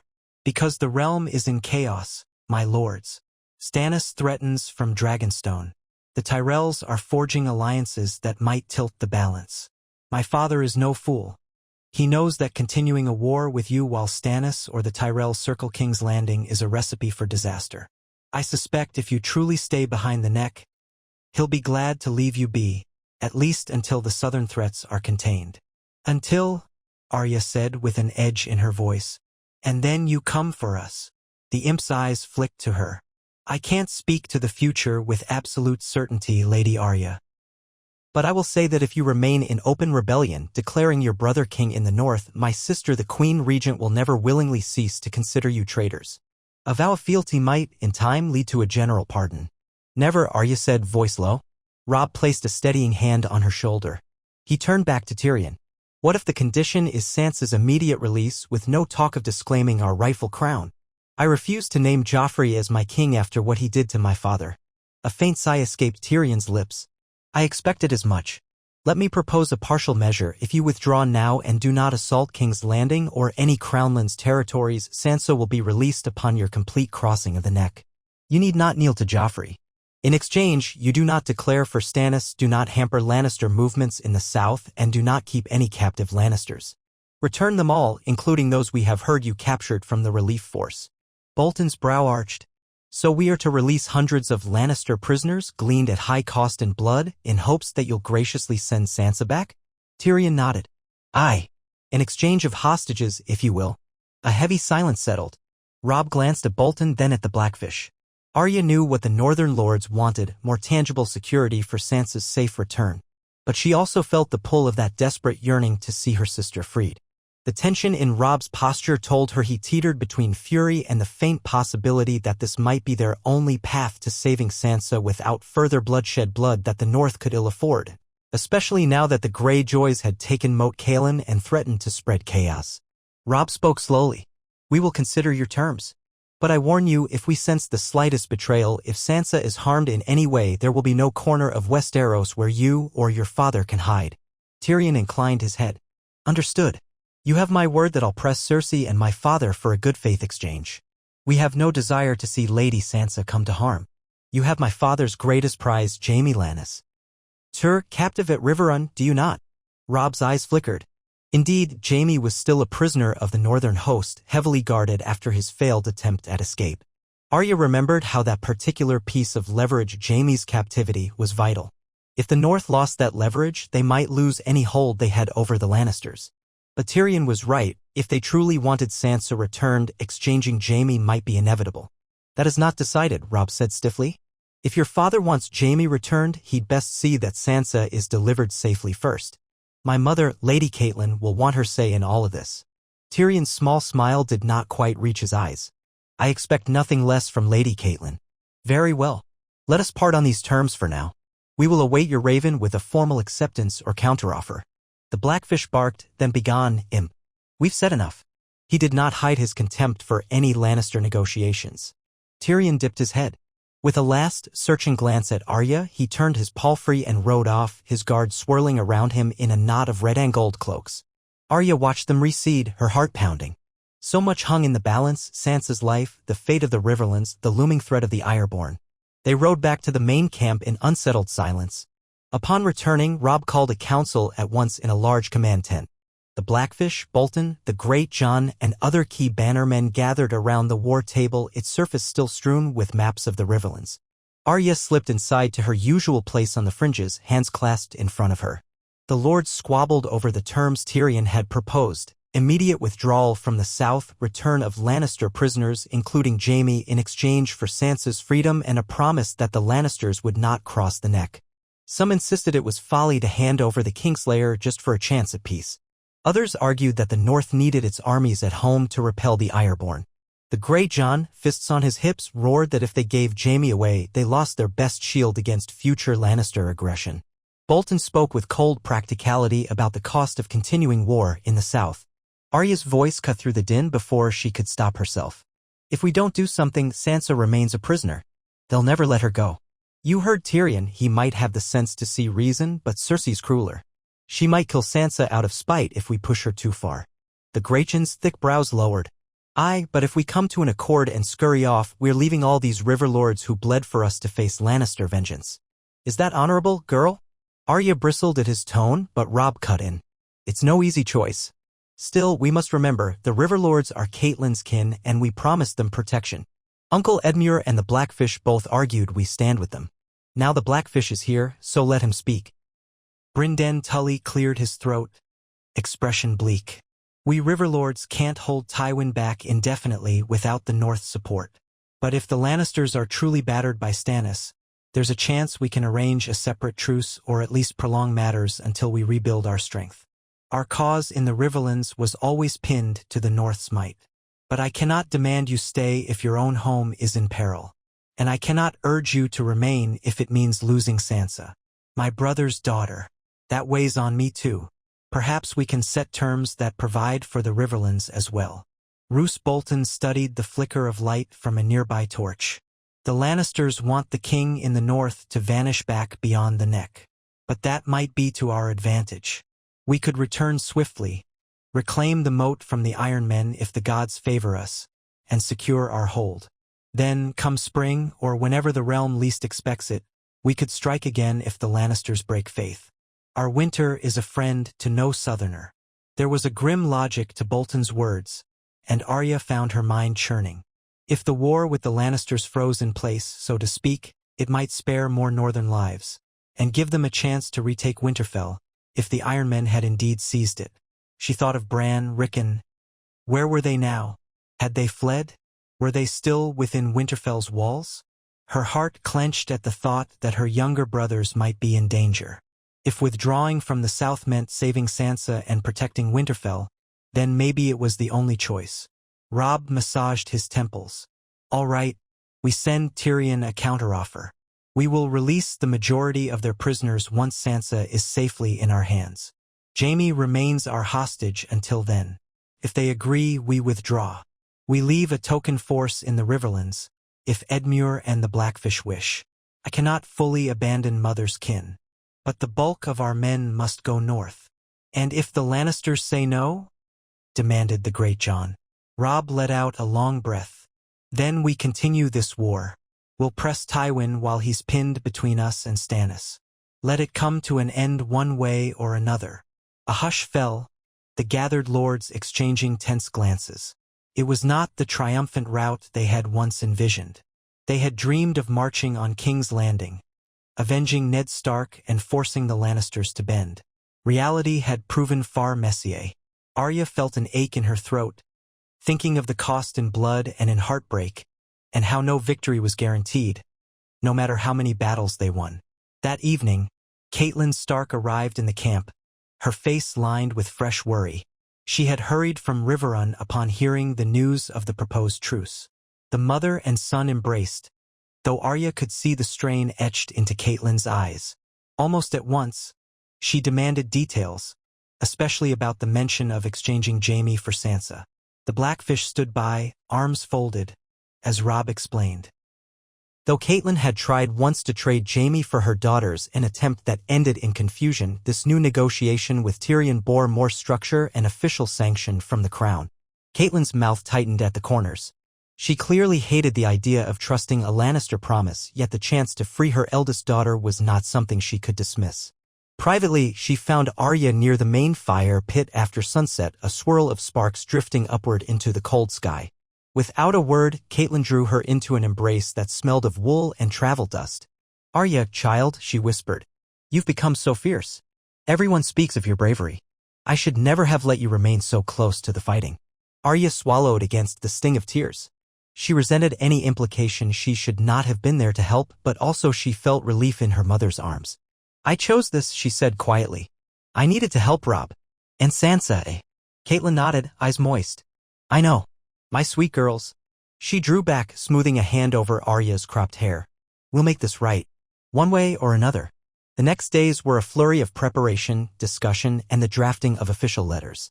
Ravendok soared through the crisp air. Robb dispatched terms to Tyrion. They would begin a phased withdrawal from the Riverlands, releasing a portion of their Lannister prisoners as a gesture of good faith, but holding Jaime and the highest value captives until Sansa was safely returned. They required that she be handed over at an agreed-upon location, perhaps the Twins or Seaguard, under neutral witness. The Blackfish and a small garrison would remain in Riverrun to protect Edmure, and in theory, if the Lannisters attempted to renege, the Riverlanders could mount resistance. Every day Arya steeled herself for the worst. Perhaps the Lannisters would say no. Perhaps they would stall. Or perhaps they would accept only to trap them in a sudden ambush. She practiced her water dancer forms at dawn, needle slicing the chill air, sweat mingling with the frosty breath that ghosted from her lips. She would not let her guard down. At last, a raven returned.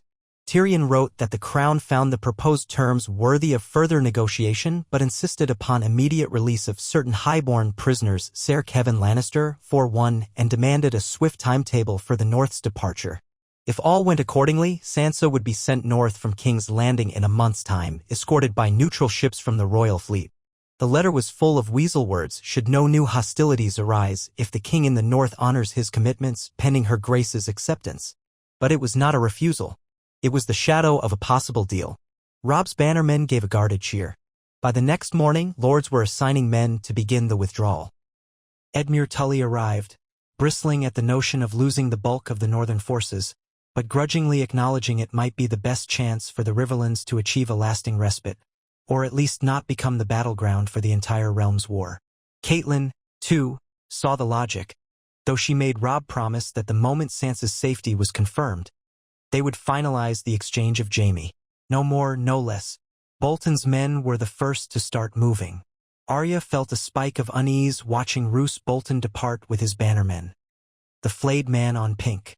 She had never liked him, sensing an uncanny detachment in his pale gaze. Yet, at the same time, she recognized his strategic importance. He led a formidable portion of the army that would now travel north, attempt to deal with the Ironborn, and possibly retake Moat Cailin. The rest of the host would follow in segments, leaving behind only a fraction to buttress Riverrun. Robb stayed until the last, wanting to see the transition go smoothly. The Blackfish agreed to remain behind, aiding Edmure in the final defense if it came to that. The day the main body of the northern host finally set out, Arya rode near Robb at the head of a swaying column. The roads were thick with wagon ruts and half-frozen mud, the countryside bleak and scarred from months of war. She cast a glance back, seeing Riverrun's towers recede in the distance, a pang in her chest. It felt wrong, in a way, to leave the Riverlands after all the battles they had fought there. But there was a quiet sense of purpose among the men. They were going home, if it could still be called home.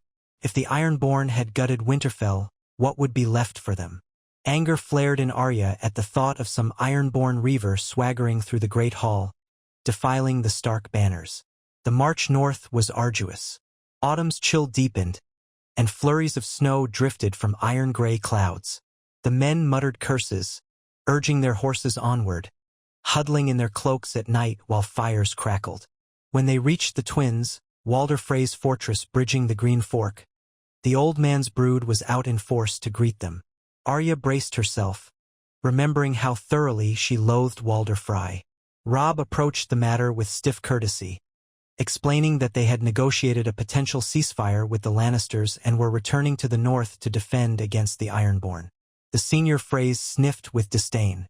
They seemed disappointed at being denied a chance for further intrigue or advantage. But they let the northern army pass, mindful that a final arrangement with the crown might still prove profitable. So the host trudged across the cold stone causeway, the wind whipping banners overhead, Walder Frey's suspicious gaze following them from high windows.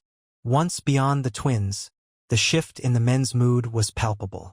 This was the neck, leading up toward their homeland. Many had not set foot on that soil in months, some not since they marched south at Robb's command.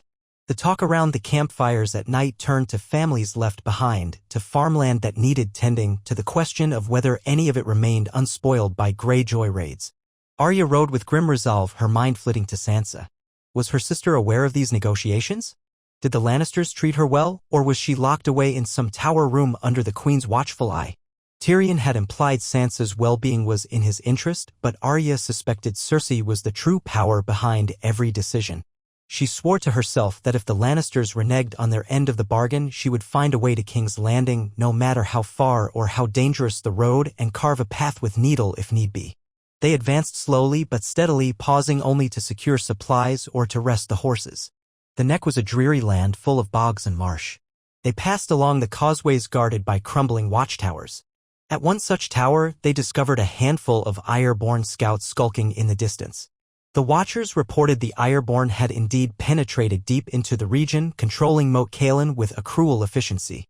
The moor tower, once manned by a few loyal crannogmen, had been deserted. A hush fell over the northern ranks when the news reached them. Everyone knew that Moat Cailin was the key to the north, an ancient fortress that could bottle up entire armies if well defended. Robb's face hardened. He summoned lords and captains for a quick discussion.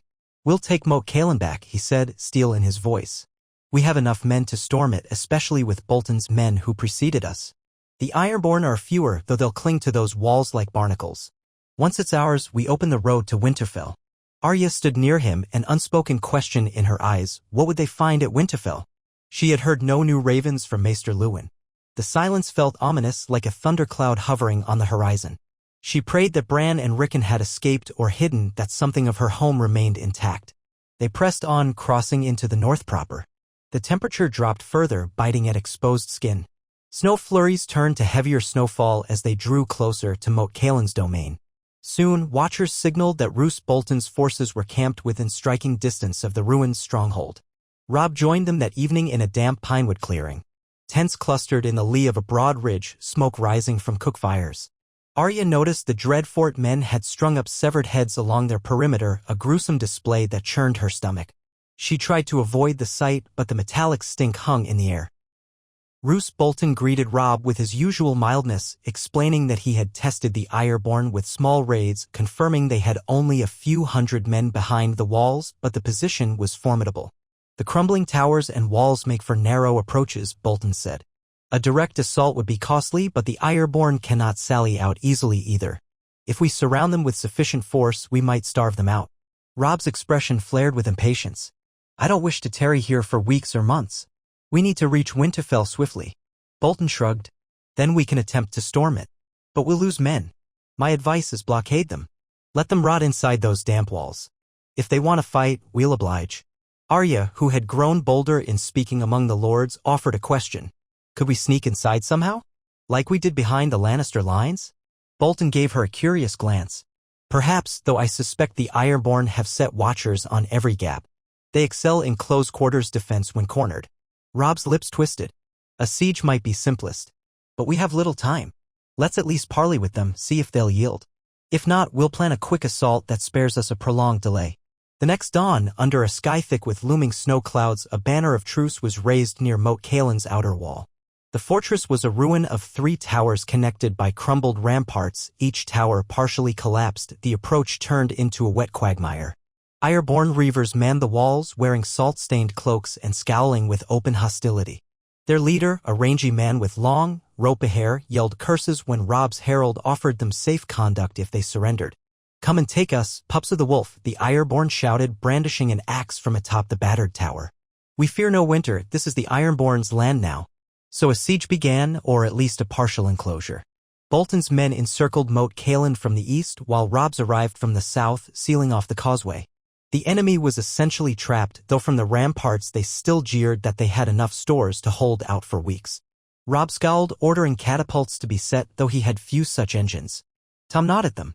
They built palisades and small siege works, but each day spent outside Moat Cailin was another day the Greyjoys could ravage deeper into the north, or that the Lannisters might finalize their hold on Sansa with no impetus to release her. Late one snowy afternoon, Arya stood near the forward lines, hugging her arms for warmth as she peered at the fortress. It was truly dismal, cracked stone, black moss, waterlogged trenches. The Ironborn had vantage from the high tower. She thought about the approach from the marshy ground.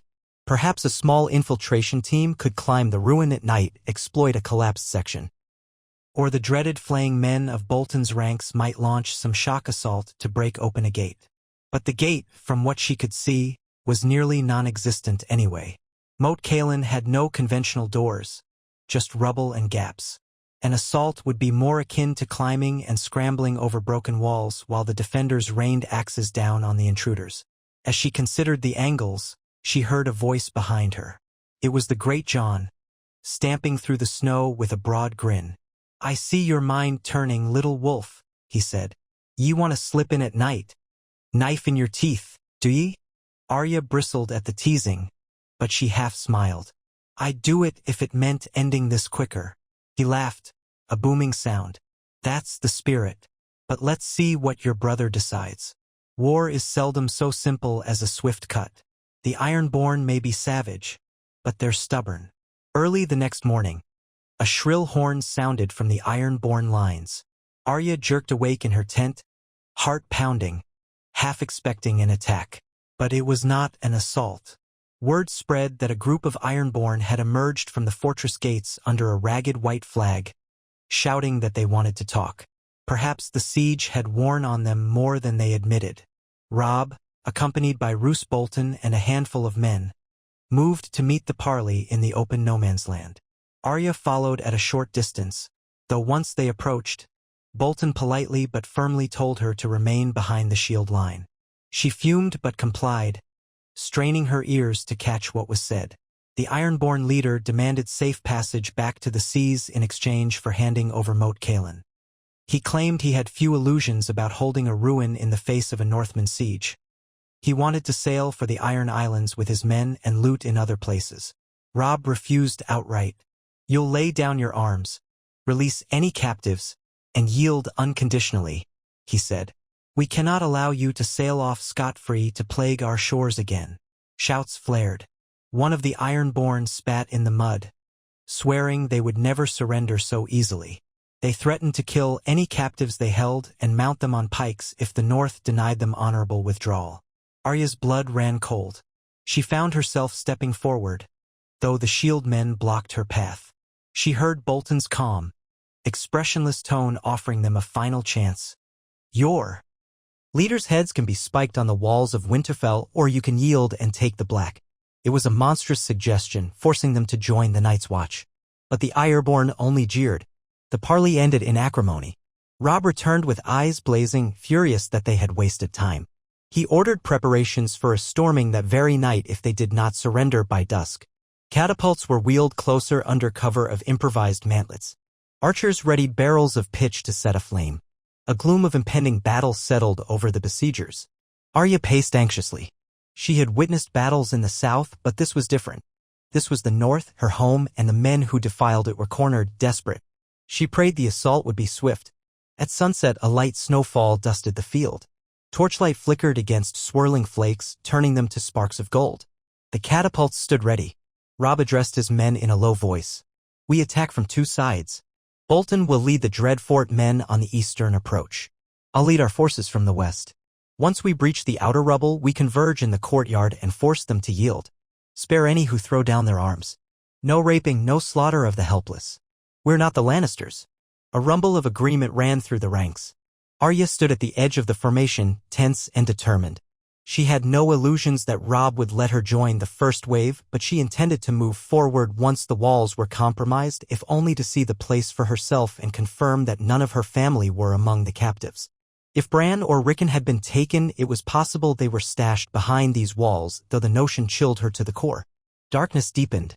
The horn sounded, echoed by a distant answering blast from Bolton's lines. The catapults unleashed a volley of flaming projectiles that arced through the night and smashed into the broken ramparts. Wood and rubble scattered, small fires crackling where pitch-soaked rags landed. Ironborn on the walls howled defiance, loosing crossbow bolts and throwing spears at the attackers below. Men with shields advanced up the slope, sliding in the muddy snow, trying to keep formation as the defenders rained projectiles. Arya watched from behind a line of archers, her heart thudding. She saw the siege ladders go up against the crumbling sections, men scrambling under a hail of axes. Screams rang out as the Ironborn hacked at the top rung, sending climbers crashing down. One tower belched black smoke where a flaming boulder had exploded on impact. The swirl of chaos and flickering fire reminded her uncomfortably of battles in the south, though the cold had a unique sting. Robb urged more men forward, rallying them with a cry of the north. Grey wind bounded at his side, teeth bared. Arya caught glimpses of her brother climbing the rubble, blocking an incoming spear with his shield. Her throat clenched in fear, but she knew better than to call out and distract him. She saw the Great John bellowing war cries, smashing an Ironborn reaver off a ledge. The yard beyond that partially collapsed wall was a swirl of steel glinting in torchlight. Now, she muttered to herself. Seeing that part of the rubble had been cleared, she darted forward, slipping between lines of men who had hesitated. A shout of "Lady Arya" trailed her, but she didn't stop. If there was any chance to see this for herself, to help in her own small way, she had to seize it. She clutched needle, heart hammering, ignoring the fear gnawing at her gut. Swift as a deer, quiet as a shadow, she scaled a broken ledge where men in stark livery had cleared some of the debris. Above, an ironborn warrior roared, brandishing a spiked mace. He lunged down at one of the Northmen who barely blocked the strike. Arya ducked around them, her hands shaking, forcing herself to focus on the water dancer footwork. She skirted the melee, edging along the wall. The hiss of metal filled her ears. Firelight danced on the rocks, throwing wild shadows. One ironborn soldier spotted her, eyes gleaming. He was a big man, arms corded with muscle beneath a salt-stained jerkin. "You're a stark whelp," he snarled. He swung his axe in a brutal arc. Arya barely evaded it, dropping to a crouch. Needle was too short to meet his reach, so she tried to circle, remembering Sirio Farrell's lessons. Never meet brute force head-on, move faster, lighter. The man pivoted with surprising speed. She jabbed forward, but he knocked her blade aside with the iron haft of his axe. Sparks flew. Her heart lurched. She had trained for this, but facing a full-grown, enraged ironborn in the midst of a siege was far more terrifying than any spar. She danced back, scanning for an opening. Another blow fell. She sidestepped it just in time, the blade striking stone with a clang. The man grunted, yanking his axe free. Arya lunged in, aiming for his thigh, the way Sirio had shown her to target weak points. Needle bit into leather, but not deeply enough. He let out a curse and rounded on her, swinging again. She threw herself to the ground, losing her grip on Needle in the scramble. The sword skittered away into a patch of rubble. He loomed above her, eyes wild. Before he could bring the axe down, a shape hurtled into him from the side. A large man in stark mail.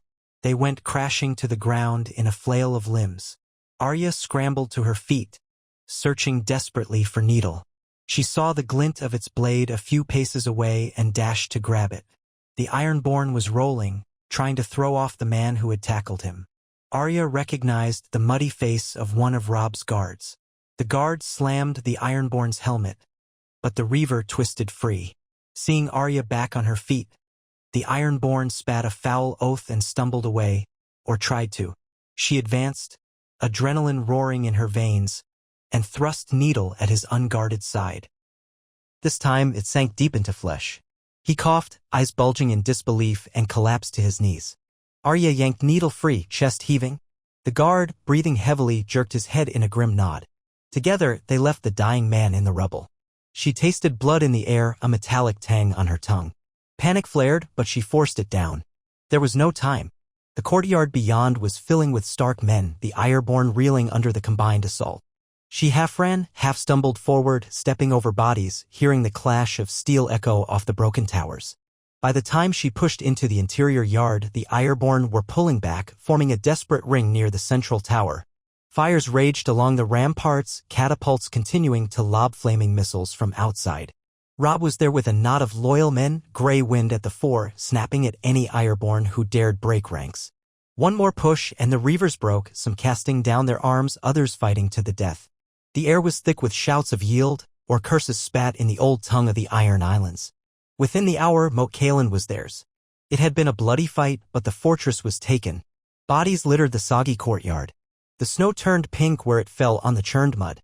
Arya stood shivering as men scoured the towers for any last pockets of resistance. Robb, battered and exhausted, found her near a shattered archway. He grabbed her shoulders, scanning her for injuries.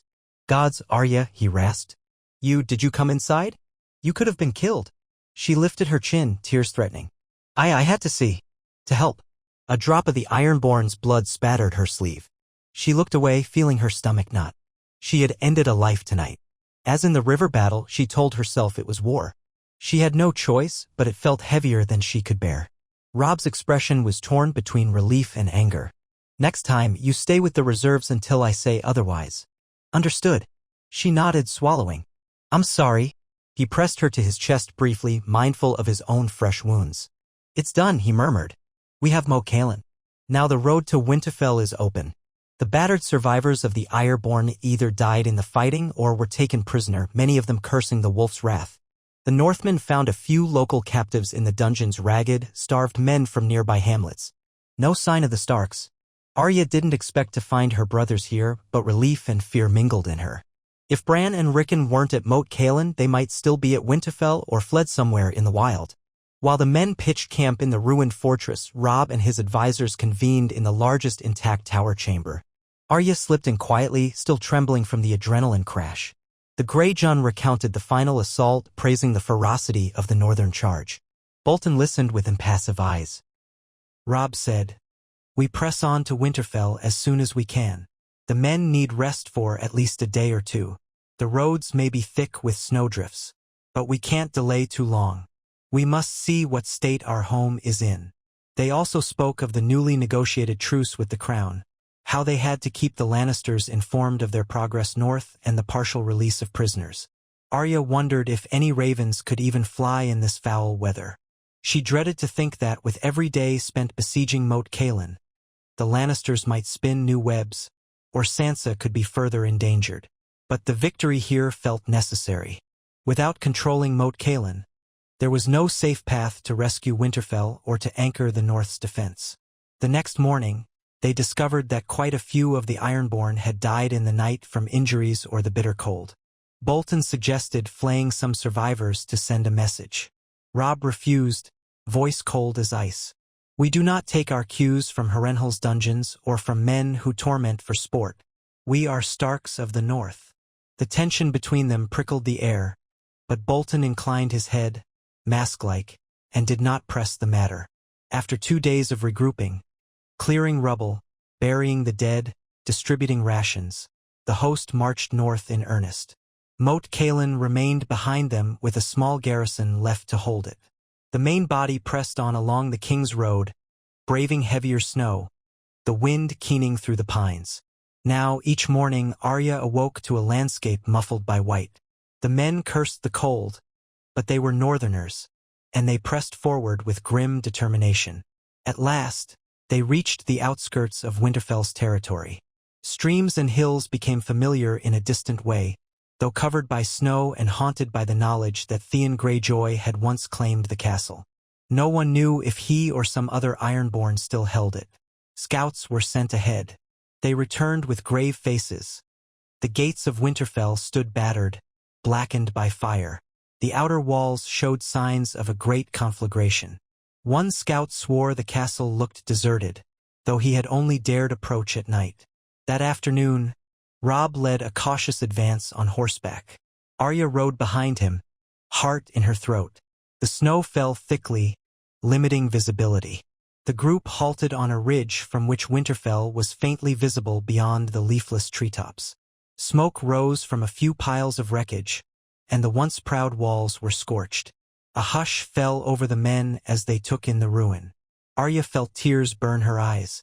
She had imagined the Ironborn might seize Winterfell, but to see the outer towers collapsed or burned, her home, reduced to a broken shell, sliced her heart in two.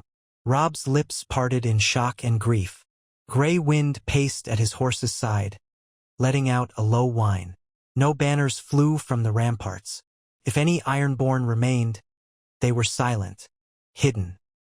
The small group descended the ridge, pushing through the open fields. The gates hung ajar, the wood blackened. Inside, the courtyard was a wasteland of rubble, ash, and stray corpses half buried in drifting snow. Silence reigned, broken only by the crunch of hooves and boots. "Gods," one man whispered. "What happened here?" Arya was shaking. She saw the shell of the great hall, the roof collapsed inward. She thought of the hearth that once warmed her family's meals, the banners of House Stark that used to hang overhead. The stables were torched, a few skeletal remains of horses visible through the black timbers. She swallowed a sob, forcing herself to keep her eyes sharp, scanning for any movement. They found no living souls in the courtyard. Bolton's men fanned out, checking the towers, the gatehouse, the kitchens. The destruction was thorough, smashed furniture, strewn shards of pottery. It looked as if a marauding force had come through and left only ruin in their wake. In the godwood, the ancient heart tree stood, branches heavy with snow, but even there, the ground was churned and littered with tracks left behind by men, beasts, who knew how long ago. Robb knelt by the black pool, trembling with rage and sorrow. Arya hovered behind him, tears freezing on her cheeks. They discovered the body of Maester Luwin near the First Keep's tower, though it was not a fresh corpse. He had been gone for weeks, perhaps months, half buried in snow. A hush fell over the men as they recognized the Maester's robes. Arya's heart constricted. He was the one who had taught her letters, who had patiently listened to her questions. They found other bodies in the rubble, some wearing the uniforms of Winterfell's guards, others unknown. No sign of Theon Greyjoy. No sign of any living occupant. As night approached, the men lit torches and established a perimeter. By that flickering light, they scoured the castle for clues to the fate of Bran and Rickon. Arya's ears rang with the thunder of her heartbeat, waiting for some answer, any sign. Then, in the collapsed remains of the old stable, a soldier uncovered two small, charred skeletons. The rumor spread within minutes, as did the horror. Could these be the Stark boys? The possibility hung in the air like a death knell. Arya refused to believe it. She scrambled through the wreckage, pushing aside half-burned timbers. The skeletons were indeed small. She wanted to scream, to pound her fists on the blackened earth. Robb arrived ashen-faced, kneeling by the remains. He said nothing for a long time, just stared at the charred bones. Then he bowed his head, tears slipping from his eyes. Arya felt as if her body had turned to stone. She couldn't breathe. Memories flickered of Bran laughing as he climbed the towers, of Rickon toddling behind a bounding shaggy dog in the courtyard. She recalled the day they parted, not knowing it would be the last time she saw them. This can't be them, she told herself fiercely. Theon might have burned two other boys to make it seem so. She clung to that faint hope, the knowledge that no one had confirmed the bodies beyond a doubt. But it looked so small and so heartbreakingly real. They worked through the night, searching for signs that might indicate the truth. Evidence emerged that Theon's hold on the castle had been challenged by Bolton's bastard, Ramsay Snow, or so the few scattered accounts suggested. It seemed there had been chaos, betrayals, a final sacking that left the fortress in ruin. Most of the inhabitants had fled or died. But no one could say for certain what became of Bran and Rickon. Most suspected the worst, that Theon had murdered them, then burned their bodies to conceal the evidence. Robb's grief and fury shook him, and the men looked on with grim sympathy. Arya hovered near him, her own tears gone, replaced by a numb emptiness. She remembered the agony of losing father. Now, the possibility that her little brothers were gone, stolen from them by war's cruelty, churned like a black pit in her soul. She wanted to cry out, to kill Theon with her own hands, to see him beg for mercy. The night sky gave no solace, thick with gray clouds and the promise of heavier snow. They buried Maester Luwin with what ceremony they could, then constructed a small pyre for the two charred bodies. Though the question of their identity remained unresolved, Robb had them laid out with the respect due a Stark. Some of the men prayed. Arya kept silent, a fierce swirl in her chest that felt like the eye of a storm. If it was truly Bran and Rickon, they deserved better than this. If it was not them, she prayed the gods would guide them back. When the flames rose, crackling into the winter night, Arya stood by Robb's side, the heat baking her numb cheeks. Snow drifted sideways in the wind. Tears streamed silently down her face, scalding hot in the firelight. She thought of Sansa in King's Landing, of how the entire realm seemed to conspire to kill off the Starks one by one. She clenched her fists, fingernails biting into her palms, telling herself she must endure. In the weeks that followed, the northern host remained at Winterfell, though calling it a castle now felt painfully generous. They set about clearing debris, burying the dead, attempting to salvage some part of the fortress. Several hundred men scattered to the surrounding countryside, searching for Theon or any leftover Ironborn who might have retreated. They found no trace of him. Some rumored that Ramsay Snow had captured Theon and dragged him away to the Drev Fort, but no one knew for sure. Bolton said little on the matter, and Robb's sorrow made it hard for him to dwell on petty details of vengeance. He was consumed by guilt that he had not been here to protect his family. Arya, for her part, haunted the edges of the godwood. The heart tree rose overhead, silent witness to the tragedy. She remembered how, as a child, she and Bran would race across the courtyard, or how Rickon would scurry after them. The memory of the younger ones echoed in every corner of the ruin. She would kneel by the heart tree, whispering prayers to the old gods for the safety of her brothers if they still lived anywhere. News from the outside world trickled in on ravens, though many towers had collapsed, leaving only a single battered rookery spire. The Blackfish sent word from Riverrun that the Lannisters were locked in conflict with Stannis, that Tyrion pressed for the exchange of Sansa soon, and that Tywin was reasserting control in the Crownlands. Cailin, hearing of Winterfell's ruin, had fallen into quiet despair, but she continued to handle negotiations from a vantage in the south. The arrangement for Sansa's release seemed to stand. Once the North confirmed its full withdrawal and the partial release of Lannister prisoners, Sansa would be shipped to White Harbor, escorted by Crown envoys who would hand her over to the Starks. Then the North would give up Jaime Lannister. So far, it had not fallen apart, though trust was fragile. Robb scarcely cared about the politics now. He remained in his father's old solar, or what was left of it, gazing at the destruction. It was there, amid broken rafters, that Arya found him one evening. The winter wind howled through the open gaps in the stone, scattering ashes. He looked at her with eyes too old for his years. "I failed them," he said in a hollow voice. "Bran, Rickon. Father. I claimed a crown, marched south. And now Winterfell is ashes, my brothers are—" He trailed off, unable to speak the word dead.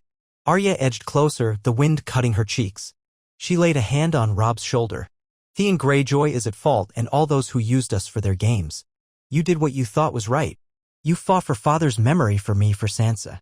He closed his eyes. "I can't keep losing family. I have to save Sansa. Even if that means letting Jaime Lannister go. Father would have hated to see the Kingslayer walk free. But I can't let her stay in their clutch." Arya nodded, tears threatening again. "We'll bring her home. One piece of our family that we can still save. Then we'll rebuild Winterfell, somehow. We'll find Bran and Rickon if they're alive. Even if the entire North is scoured, we'll look for them. I won't give up." Robb reached up, clasping her hand. "Thank you," he murmured. "Sister." That night, a heavy snowfall blanketed Winterfell as if trying to cover the scars. The next morning, the men rose stiffly, continuing the grim task of securing the area. Robb began dispatching riders to White Harbor, instructing them to prepare for Sansa's arrival. The newly minted alliances or truces with the Crown demanded that the North not hamper the Lannisters' pledged escort. A date was set, a fortnight hence. Arya's heart pounded. In a fortnight, they might see Sansa again, assuming the Lannisters kept their word. After that, Jaime Lannister would be released. A bitter trade, but what choice did they have? At least Sansa would be free of King's Landing's cruelty. As the days crept by, Arya found herself in a swirl of half-formed plans. Perhaps she would travel to White Harbor with Robb to greet Sansa, ensuring that no Lannister trick deprived them at the last moment. She wanted to see the look on her sister's face to confirm she was truly unharmed. Maybe then they could return to Winterfell's ruin together, or what remained of it. Rebuild. Wait for a miracle. The war in the south might grind on without them, with Tywin and Stannis at each other's throats, with the Tyrells looming. The North needed time to heal. Arya needed time to remember how to be a girl again, not just a warrior in a ragged cloak. But Westeros rarely allowed peace for long. Scouts began returning with word of fresh Ironborn raids along the Stony Shore and Bear Island. Others spoke of wildling stirrings beyond the wall. Some rumored that dark forces rose in the far north, but most men dismissed such talk as fancy. Still, the mounting sense of doom pressed in. The realm was far from stable. Arya half expected new tidings of Lannister betrayal or news that Sansa had vanished. Yet the days passed quietly, marred only by the heartbreak of living in a burned castle. At last, a raven arrived at the battered rookery carrying a succinct missive under Tyrion's seal. The Crown's envoys, including Sansa, were en route by ship to White Harbor. Tyrion noted that Jaime Lannister's safe release must be guaranteed within a sennight of Sansa's handover, or the Crown would consider the truce void. The wording was stern, but not insulting, Tyrion's legal mind at work. Robb read it out in front of Arya and a few close advisors. Then he took a breath, finally nodding. "Gather men," he said. "We ride for White Harbor. If all goes well, Sansa will be home soon." Arya stepped forward. "I'm coming with you." Robb met her gaze, his own eyes rimmed with quiet sorrow. "Of course you are," he said softly. So they left Winterfell behind, still manned by a small contingent to salvage what they could and bury the dead. The Godwood and the broken towers would stand silent for now as the North bled from its wounds. They traveled east, heading toward the White Knife, the roads thick with snow. It was a hard journey, taking more than a fortnight. Hunting was poor and the cold was relentless. But eventually, the mighty walls of White Harbor loomed before them, the great harbor largely free of ice due to the strong currents. Ships bobbed at anchor, many bearing the merman sigil of House Manderley, but a few flew the royal colors of the Red Keep. At the city's gates, they were greeted by Lord Wyman Manderley, immense and jovial despite the tension. He escorted Robb's party into the city to the Grand Hall of Newcastle, apologizing for the unpleasant necessity of hosting crown envoys. Arya observed the hustle and bustle of White Harbor with interest. Even in winter's grip, the port was alive with trade, fishermen unloading catches from the Bight. The atmosphere was tinged with suspicion, however, for the presence of Lannister banners in the harbor did not sit well with proud northerners. Robb and Arya did not linger long in the castle's halls before word came. The Crown's galley had docked, accompanied by a handful of smaller vessels. Tyrion was not among them. He had remained in King's Landing, apparently, but a delegation of knights in gold cloaks escorted a cloaked figure across the quay. The entire harbor seemed to hold its breath. Arya's pulse thundered. She stood beside Robb, flanked by northern guards. Across from them, the Lannister retinue came to a halt. Their captain stepped forward, voice crisp, announcing in the name of King Joffrey that they presented Sansa Stark, the betrothed of his grace, for safe transfer to her brother in accordance with the treaty. There was a trembling of movement in the group, and then Sansa emerged, lowering her hood. Arya's breath caught. Sansa looked older, somehow, pale as moonlight, eyes shadowed with sorrow. She wore a modest cloak trimmed with fur, and her red-brown hair was bound in a single thick braid. Gone was the bright-eyed girl Arya remembered. Here stood a young woman tested by fear and captivity. Yet when Sansa spied her brother and sister, her face cracked with emotion. She let out a sob, half joy, half pain, and rushed forward. Robb caught her in his arms, nearly toppling with the force of her embrace. Tears glistened on his cheeks. Arya, heart-pounding, joined them, hugging her sister tight. Sansa's body shook. She closed her eyes, pressing her face to Arya's hair, whispering, "You're alive." "Arya, oh gods, I thought they said you were lost." Tears slipped down Arya's face. "I'm here. We both are." She felt Sansa trembling, felt the weight of her suffering, months as a hostage, father slain, no parents near. She wanted to rage at the Lannisters for all they had stolen. Yet relief swelled in her chest, fierce and hot, because Sansa was here, not dead, not battered beyond recognition. Robb ended the embrace, turning to the Lannister knights. "You've delivered my sister. Good. The North will uphold its end of the arrangement. Jaime Lannister will be freed once we've confirmed Sansa's safe arrival at our seat. You have my word." The captain gave a curt nod, seemingly satisfied. A hush lingered as the Lannister envoys withdrew, returning to their ships. The gold cloaks marched in disciplined lines, ignoring the hostile glares from nearby northerners. Soon, the banners of the Red Keep receded down the quay and the tension lifted like a receding storm. Robb guided Sansa to Lord Manderley's keep, Arya on the other side, never letting her go more than a step away as if fearful she might vanish. They took her upstairs to a private solar where a fire crackled. There they could speak freely. Sansa collapsed into a cushioned chair, tears still in her eyes. "How did you?" she began in a choked voice. "They told me father was a traitor, that you were all rebels. Joffrey would parade me at court, they forced me to say things." "Io."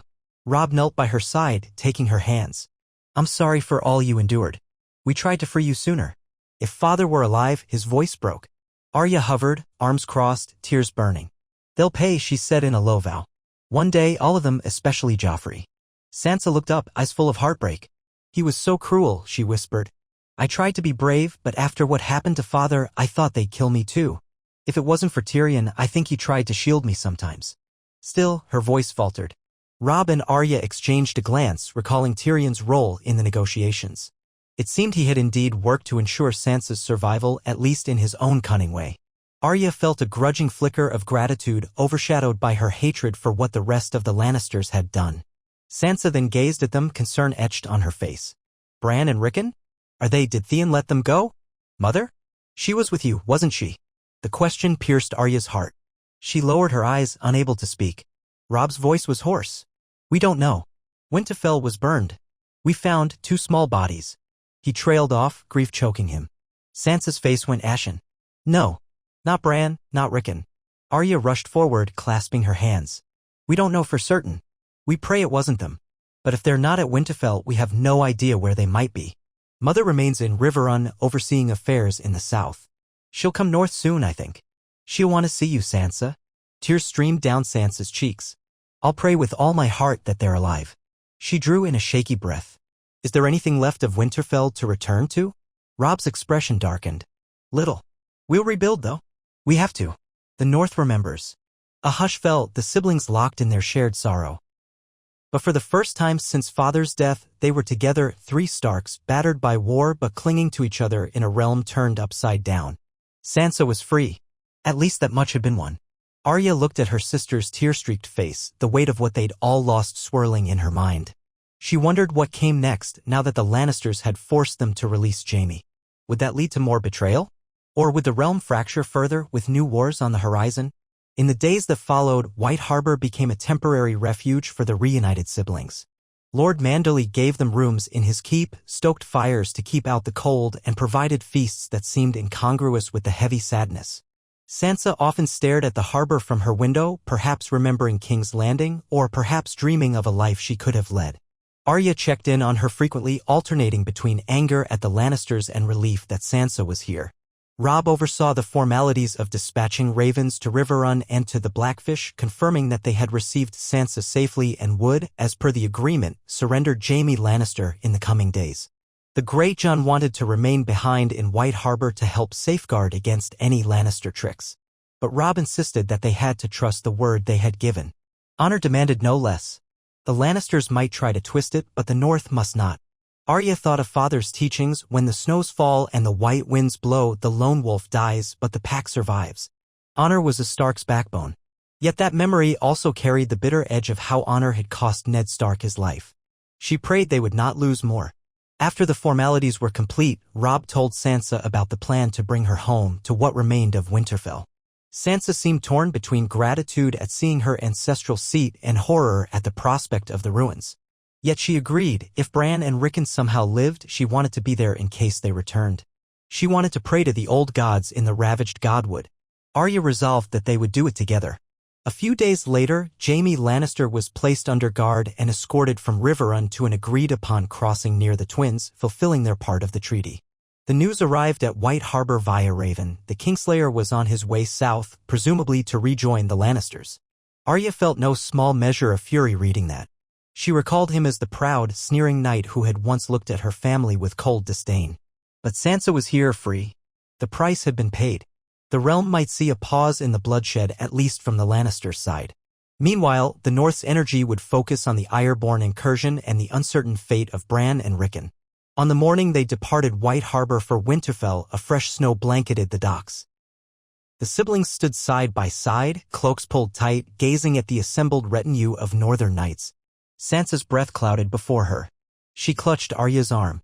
Robb swung onto his horse, Grey Wind pacing restlessly. Lord Manderley offered final courtesies and regrets for the realm's sorrow. Then they were off, forging north through forests turned white under the hush of winter, heading toward the broken stronghold that had once been their home. They traveled more quietly this time. Sansa seemed subdued, absorbing the stark reality of the North after her captivity in the South. She listened with wide eyes to the men's tales of the battles fought, of the atrocities discovered at Winterfell. Arya caught glimpses of steel in her sister's expression. Sansa's innocence was gone, replaced by a quiet determination not unlike their mother's. And so the 3 Starks rode in step with their guard, wind swirling snow into the pine boughs. When they finally crested the ridge overlooking the blackened ruins of Winterfell, Sansa gasped. She pressed a hand to her mouth, tears welling. Even prepared as she was, seeing the devastation tore at her soul. Arya put a hand on her sister's shoulder, offering silent comfort. Robb's face was stony, ice set on the broken towers. It was not the return any of them had once dreamed of. They entered the courtyard, still half filled with debris.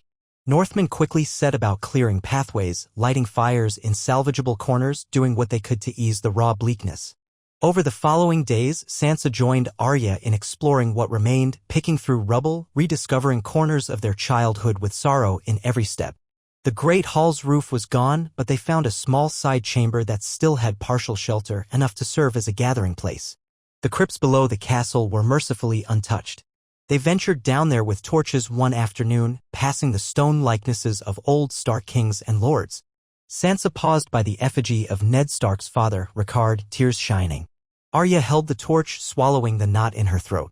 They knelt at the vacant place that would have been Ned Stark's final resting spot, had they ever recovered his bones. They prayed to the old gods. Robb, Sansa, Arya? 3 battered wolves in a tomb of ancient bones, the flicker of torchlight dancing over stone faces. They did not speak of the future in that moment. They simply let their grief mingle with the centuries of Stark sorrow that lingered in these silent vaults. After that, time passed in slow measures. They oversaw efforts to rebuild at least a portion of Winterfell. Scouts roamed the hinterlands, searching still for any clue of Bran and Rickon. Word came from distant corners of the north that roving bands of the Ironborn still plagued the coasts, but that much of the realm was settling into an uneasy lull. The nights grew long, the days gray. Sansa took to singing softly in the godwood, her voice echoing among bare weirwood branches. Arya maintained her sword practice, though it felt hollow among the ruins. Robb often withdrew, wrestling with the burden of kingship, the grief for his lost siblings. But Sansa was safe. That mattered. Whenever Arya felt overwhelmed by despair, she reminded herself that they had spared Sansa from the Lannisters' cruelty. She would not watch another Stark lose their head on a block. She would guard her sister with every breath, even if it meant forging alliances in the south or turning the young wolf's campaign into a half-victory, half-retreat. News from King's Landing arrived in scattered fragments. Supposedly, Stannis had been defeated at the Blackwater with the help of House Tyrell. Tyrion was no longer Hand of the King, overshadowed by Tywin and the Tyrell allies. War continued in the Crownlands. Meanwhile, the North was left to face the Ironborn incursion. But for the Starks, those southern games felt distant now, as though they had lived a different life in that world. Here in the cold ashes of Winterfell, the question was survival. The question was whether, after so many grievous losses, House Stark could endure. A week after returning, as snow drifted softly outside, Arya found Sansa by the shattered archway leading to their mother's old solar. The pale afternoon light made Sansa's hair glow auburn. She was staring out at the courtyard, where men carried timber to brace a half-collapsed wall. Arya stepped beside her. Sansa spoke softly. "It's so quiet, without Bran's laughter, without Rickon running, or Father's steady presence." She glanced sidelong. "Do you think we can ever feel like a family again?" Arya slid an arm around her sister. "I don't know," she confessed, her voice thick. "But we're together. That's something." Sansa nodded, leaning her head on Arya's shoulder. The silence enveloped them. Outside, the men hammered boards into place, the sound echoing across the still courtyard. Beneath the swirling snow, a few green blades of new grass might one day emerge. That was the nature of the North, brutal winters followed by the faint hope of spring. House Stark had been battered and burned, but not destroyed. They lived on, in sorrow and determination, each day forging a new future that defied the realm's attempts to crush them. And though the war in the south might yet flare again, though the Lannisters still held power, though so many questions remained unanswered, Bran and Rickon's fate, the Ironborn's next moves, Arya Stark stood firm, needle at her side, her sister clasped close. She had traveled south to aid Robb's war council and changed the outcome of every battle in subtle ways. And now, at the end of that long road, they had salvaged what they could: Sansa's freedom, the battered shell of Winterfell, and the bond of the surviving wolves. The future was uncertain as winter's dark nights stretched ahead, but as long as a Stark walked these halls, the spirit of the North would endure. She closed her eyes, remembering Syrio Farrell's voice. Swift as a deer, quiet as a shadow, quick as a snake, it had guided her through the perils of the war.